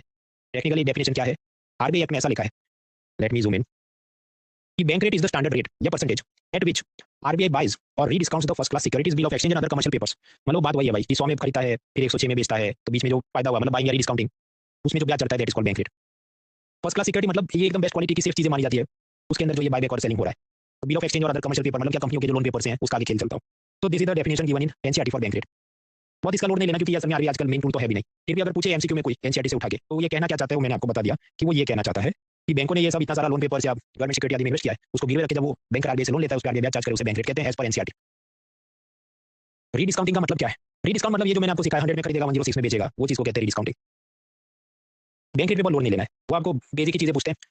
और अगर बैंक रेट का प्रश्न पूछे भी तो लॉजिक रेपो वाला ही रहेगा कि मान लो महंगाई से लड़ना है तो रेपो बढ़ाना है, बैंक रेट भी बढ़ाना है, सस्ता पैसे लड़ना है रेपो डिक्रीज करो, बैंक रेट डिक्रीज करो। तो सिद्धांत तो एक ही है, चाहे बैंक रेट का पूछे, एमएसएफ का पूछे, रेपो का पूछे, सेम लॉजिक से एमसीक्यू टिक करने। कुछ प्राइवेट मॉक टेस्ट वाले अननेसेसरी कॉम्प्लिकेट करते हैं तो उसको इग्नोर करें आप। बाकी सब कुछ आपके पेज 96 ऑफ द हैंडआउट में दिया है, उसको देखना। अभी हमने जो एग्जांपल सब स्लाइड में थे उसमें रेपो अराउंड 6% था, मैंने आपको बताया अभी इसने कम कर दिया है। कम करते करते 6.5 से 6.25 से 6 से 5.50% रेपो रेट अभी है। इतना सस्ता क्यों कर रहा है? क्योंकि आरबीआई चाहती है पब्लिक शॉपिंग करे, इकोनॉमी ग्रो हो। आरबीआई को लगता है महंगाई काबू में है तो अभी रेपो को बहुत बढ़ाने की मुझे जरूरत नहीं है। तो प्रेजेंटली रेपो रेट या जिसको हम कहते हैं मॉनेटरी पॉलिसी रेपो रेट कितना है? 5.50। पेंडिंग डिपॉजिट फैसिलिटी वो कितना होगा? रेपो से 0.25% कम, तो ये कितना है? 525, क्योंकि वो 5.50 है तो उसमें 0.25 माइनस करो 525। एमएसएफ कितना होगा? रेपो से ऊपर है तो प्लस 0.25 माइनस टेंडिंग फैसिलिटी इसके ऊपर तो 575 होगा। बैंक रेट कितना होगा? मैंने आपको बताया बैंक रेट का ऐसा है कि एमएसएफ का जो जवाब है बैंक रेट उतना ही होता है, तो बैंक रेट भी सेम हो गया 575। रिवर्स रेपो रेट इसके साथ लिंक नहीं है, रिवर्स रेपो रेट अलग से फिक्स है 335, वो फॉर्मूला में लिंक नहीं है। तो ये अभी सिचुएशन है। आई गिव यू 40 सेकंड्स, इसको दिमाग में उतारो।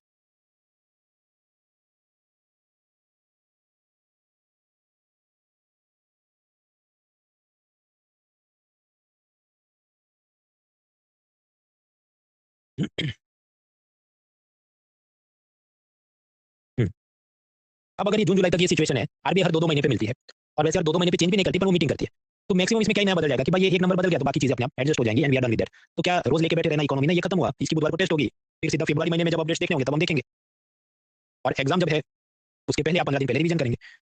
तो इसको आप खत्म करना। अब देखिए सीआरआर कितना है? अभी 4 है, धीरे धीरे वो 3 होगा। एसएलआर कितना है? वो 18 है, वो कई सालों से 18 ही है। तो ये दो है रिजर्व रेशियो। इसका रेपो के साथ कोई लिंक नहीं है कि रेपो का उसका एक्स परसेंटेज एक्स्ट्रा ऊपर नीचे, ऐसा नहीं है, ये अलग से डिसाइड होते हैं, सो दे आर सेपरेट। तो मुद्दा खत्म हो गया। कुछ छोटे छोटे इसमें हो सकते हैं बेसिक चीजें, हैंडआउट में आप देख लेना। एक आखिरी चीज समझते हैं फिर क्लास खत्म करते हैं, सिस्टम लेवल लिक्विडिटी। देखिए एक तरफ तो ये सब आरबीआई का मनी सप्लाई, और आरबीआई ये मनी सप्लाई का वाटर कैनन या नल लेके खड़ा है, पैसा सिस्टम में बेचता है, रेपो लोन ले लिए, एमएसएफ लोन ले लिए। तो मान लो एक्सिस बैंक कटोरा लेके मालिक मेरे को भी पैसा दे दो, 100 करोड़ मान लीजिए एक्सिस बैंक ने आरबीआई से लिए। पैरेलली उसी वक्त आरबीआई की ये जो पैसों की टंकी है, इसमें भी तो पानी कहीं से आता होगा कि मान लीजिए बैंक ऑफ बड़ौदा ये कहे कि मेरे पास एक्स्ट्रा पैसा है और कोई लोन नहीं ले रहा है, मैं डिपॉजिट करना चाहता हूँ, तो उस bank of Baroda reverse repo rate के जरिए, पेंडिंग डिपॉजिट फैसिलिटी के जरिए हो सकता है कि उसी टाइम पर आरबीआई में पैसा डिपॉजिट भी कर रहा हो जब आरबीआई एक्सिस को लोन दे रहा है। आई गिव यू 30 सेकंड, ये लॉजिक दिमाग में उतारिए क्योंकि इसके बाद इसकी फॉर्मूला बनेगी।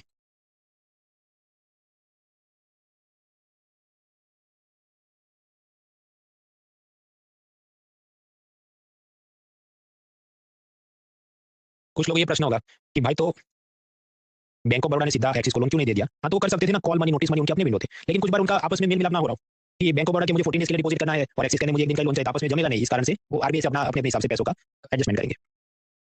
अभी यहाँ पर अगर मैं प्लस माइनस करूँ तो इस तरफ देखिए ये जो पूरा है उसे हम कहें सिस्टम, या हम कहें पूरा देश है अपना या इकोनॉमी, और इस तरफ आरबीआई है वो अलग अपनी तिजोरी लेके बैठा है। तो देखिए देश में से 20 करोड़ आरबीआई के पास गए और आरबीआई के पास से 100 करोड़ देश में आए, मतलब लोन एक्सिस को दिया जो आगे देश में जाएगा। तो मैं आरबीआई के पॉइंट ऑफ व्यू से सोचूं, आरबीआई के पॉइंट ऑफ व्यू से तो आरबीआई क्या सोच रहे थे, मेरे पास प्लस 20 आया है और माइनस 100 चला गया जो मैंने एक्सिस को लोन में दिया, तो जब क्या प्लस माइनस 100 माइनस 80, ये माइनस 80 क्या दिखा रहा है कि सिस्टम या देश में माइनस 80 करोड़ की जरूरत थी, इसलिए ये सब लोग मेरे पास आए और मुझसे पैसा लिया। तो ये है सिस्टम लेवल लिक्विडिटी, और उसमें क्या डेफिसिट, क्योंकि आप सोचो अगर डेफिसिट नहीं होता, घी दूध की नदियां बह रही होती, तो एक्सिस बैंक कटोरा लेके लोन लेने क्यों गया? वो गया इसका मतलब क्या सिस्टम या देश में डेफिसिट थी पैसों की, लिक्विडिटी की, जितना लोन में पैसा आगे चाहिए था। तो ये जो सिस्टम लेवल लिक्विडिटी है उसका जब नेगेटिव आए तो वो क्या दिखाता है कि मतलब there is some requirement for loans. अब ये सिस्टम लेवल लिक्विडिटी मान लो जीरो भी हो कि जितना पैसा आ रहा है जा रहा है न्यूट्रल हो जाए या कुछ, आरबीआई क्या चाहेगा? मान लीजिए आरबीआई को लगे कि महंगाई बहुत बढ़ रही है, मुझे कुछ करना होगा, तो आरबीआई ने क्या करना है? मनी सप्लाई कम करना है, और मनी सप्लाई कम करेगा इसका मतलब क्या? देश में पैसे कम करने हैं, तो यानी आरबीआई ने खुद लिक्विडिटी या सिस्टम लेवल में लिक्विडिटी को डेफिसिट में लाना होगा, माइनस में लाना होगा। क्यों? क्योंकि जब मनी का सप्लाई कम होगा तभी तो लोन इंटरेस्ट का प्लस माइनस चेंज होगा, तभी जाके आगे डिमांड को आप कंट्रोल कर सकते हैं। ये ऐसी बात है। ये ग्रीक रोमन उनके देवता है ज्यूस, तो वैसे लोग उसकी पूजा करेंगे, कुछ बार पब्लिक पूजा नहीं भी करेगी क्योंकि उनको लगे हमें जरूरत नहीं है, तो ज्यूस खुद ही बिजली मारेंगे, इसका सारा फसल बर्बाद कर देंगे, इसके भेड़ बकरी मार देंगे, तो फिर ये लोग प्रकोप में आ जाएंगे कि भाई कुदरत का प्रकोप है, ज्यूस भगवान पे जाके हम उनकी पूजा अर्चना करते हैं। यानी कि समझो ज्यूस ने खुद ही बिजली गिरानी पड़ेगी तभी ये लोग ज्यूस की चौखट पे माथा टेकने आएंगे। सिमिलरली आरबीआई ने खुद ही समझो लिक्विडिटी की डेफिसिट क्रिएट करनी होगी, तभी बैंकर उसकी चौखट पे मालिक रेपो लोन दे दो, एमएसएफ लोन दे दो, ये करते करते आएंगे। इस कारण से आरबीआई खुद से महंगाई से लड़ने के लिए क्या करेगा? सिस्टम में लिक्विडिटी की डेफिसिट क्रिएट करे। कैसे करेगा? सिंपल लॉजिक है भाई, सीआरआर एसएलआर बढ़ा दे तो अपने आप वो डेफिसिट हो जाएगी, पैसा लॉक हो जाएगा, और उसी वक्त कोई क्लाइंट आके एक्सिस बैंक को कहे मुझे लोन चाहिए, और एक्सिस बैंक सोचे भाई मेरे पास लोन देने का पैसा तो होता है पर सीआरआर एसएलआर में लोन लॉक हो गया, तो अभी मैं दौड़ के जाता हूँ आरबीआई के पास, रेपो लोन लेके आता हूँ, तभी आरबीआई कृपा बरसाएगा ना, कृपा बरसाएगा तभी लोन इंटरेस्ट को मैनिपुलेट कर पाएगा। ये सब इकोनॉमिक सर्वे में दिया, वरना हम इतना दिमाग नहीं खर्च करते। सो सिंपली रिमेंबर कि जब आरबीआई को इन्फ्लेशन से लड़ना है तो वो क्या करेगा? सिस्टम में लिक्विडिटी की डेफिसिट क्रिएट करने की कोशिश करेगा। कैसे कोशिश करेगा? By changing CRR SLR. हालांकि एसएलआर तो उसने कई सालों से चेंज नहीं किया, सीआरआर चेंज करते रहता है, कभी 3 होता है, कभी 4, कभी 450, वो डिपेंड करता है। आई give you 30 seconds on this, इस पर आप सोचिए।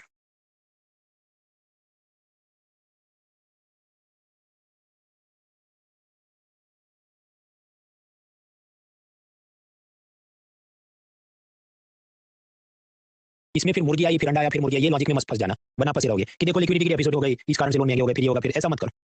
ऑटो फ्रेम याद रखना है कि जब महंगाई बढ़ चुकी है, already we have given this premise कि महंगाई बढ़ चुकी है, अब उससे लड़ना है, तो क्या किया जाए, तो ये करना है, फिर ये करने के बाद ये होगा, फिर ये होगा, फिर ये, फिर घूम फिर के वापस ये होगा, there is no end to it. तो we are done with CRR, SLR, bank rate, MSF, LF repo, reverse repo, HDF खत्म। कल देखेंगे open market operation, operation twist वगैरह चीजें देखनी है, कल संडे है। तो बेस्ट उसका आप यूज करें, जो लोग नए भी जुड़े हैं पुराना बैकलॉग कंप्लीट करें, जो अभी भी जुड़े हैं लेकिन जिन्होंने हैंडआउट अब तक दिन से नहीं पढ़ा, ये M0 से लेके M4 के फॉर्मूला बाय हार्ट मेमोराइज नहीं किए, वो सब सारे काम और होमवर्क आप कंप्लीट करें। देखिए अभी ये नया नया बैच है, तो लोगों में जोश ज्यादा होता है। मैंने आपको पहले अभी मान लो कि 3000 लोग हो, ये गिरते गिरते नवंबर तक 500 बचेंगे, 300 बचेंगे। माय ऑब्जर्वेशन इज हर एक बैच में जितने सीरियस लोग हो, अब ये भी कम होते होते समझो कि 300 बचे अगर नवंबर तक, तो मैं सोचूं 300 लोग ही सीरियस थे जो मेरे साथ जुड़े थे इस पर्टिकुलर सीजन में। इसका 10% इतना सक्सेस होता है, तो 300 का 10% क्या, 30। अब ये 30 टॉपर जो निकलेंगे आपके अंदर से, वो भी समझो ईयर 1 में नहीं निकलेंगे, कोई फर्स्ट अटेम्प्ट में निकलेगा, कोई सेकंड में, कोई थर्ड में, कोई फिफ्थ में। तो ये लाइफ साइकिल में इतना मुझे यहाँ से निकल के आएगा, ऐसा मैं सोच के चलता हूँ हर एक बैच या सीजन में। तो ये इसके आसपास ही होवर होता है कि शुरू में चाहे कितने अंत तक बचते हैं, वो ऐसे 300-400 ही बचते हैं, और उसके अंदर से फिर 10% बोल के 30 एक लोग अगले 4-5 सालों में सिलेक्ट होते हैं। डराने के लिए नहीं बोला, डिमोटिवेट करने के लिए नहीं बोला, मैं इसलिए बोल रहा हूँ कि ग्राइंडिंग है ये, पेशेंस, धीरज होनी चाहिए। पसंद हो कि नहीं हो, हर टॉपिक में जरूरी नहीं कि मैं जोक मार के या कार्टून दिखा के सिखा सकूं। और चलो इकोनॉमी में मैं ये मेहनत करता रहा हूं, हर एक सब्जेक्ट में हर एक टीचर ये करे, ये भी जरूरी नहीं है, लेकिन फिर भी पसंद हो कि नहीं हो, मुझे पढ़ना है, शनि रवि छुट्टी मिली मैं पढ़ूंगा, मैं बाकी इधर टाइम वेस्ट नहीं करूंगा, मैं ऋतुराम पब्लिक से दूर रहूंगा, जो भी मुझे नेगेटिविटी की तरफ ले जाता है मैं उसकी बात नहीं सुनूंगा। This is required. अब फॉर एग्जांपल ये आजकल, पहले के जमाने में भी लोग प्रीलिम में फेल होते थे, वो कबूल करते थे भाई हमको ज्यादा मेहनत करनी है और अगले साल अटेम्प्ट देते। आजकल मैं देखता हूं ट्विटर पे इतनी सारी नेगेटिविटी और कंस्पायरेसी थियरी, ये पेपर लिखवा, ये वो पैराडाइम का चलते रहता है, रेडिट पे भी सेम वार्तालाप चलते रहता है। आप इनसे दूर रहिए, रेडिट और ट्विटर तो अनइंस्टॉल ही कर दो, टेलीग्राम भी अनइंस्टॉल कर दो, उसमें कुछ ज्यादा कीमती आ नहीं रहा है, आपने सब्सक्रिप्शन ले लिया, मटेरियल तो सब आपको मिल ही रहा है, otherwise you will be fixated. तो फिर क्या, रिदम चली जाती है। ग्राइंडिंग इज रिक्वायर्ड, इसमें कोई सुपर इंटेलिजेंट होना या बहुत कोई जरूरी नहीं है, बस आपको जो दिया जाए मटेरियल धीरे धीरे खाना है, एब्जॉर्ब करना है, रिवाइज करना है, एंड सो ऑन। तो कल रात हम वापस मिलेंगे, तब तक जितना बैकलॉग है, जितना हैंडआउट है, करीब 100 पेज तक तो हम पहुंच ही जाएंगे जब ये हैंडआउट कंप्लीट होगा। सो प्लीज फिनिश दैट, वरना बैकलॉग बढ़ता जाएगा। तो I end the class here, see you tomorrow.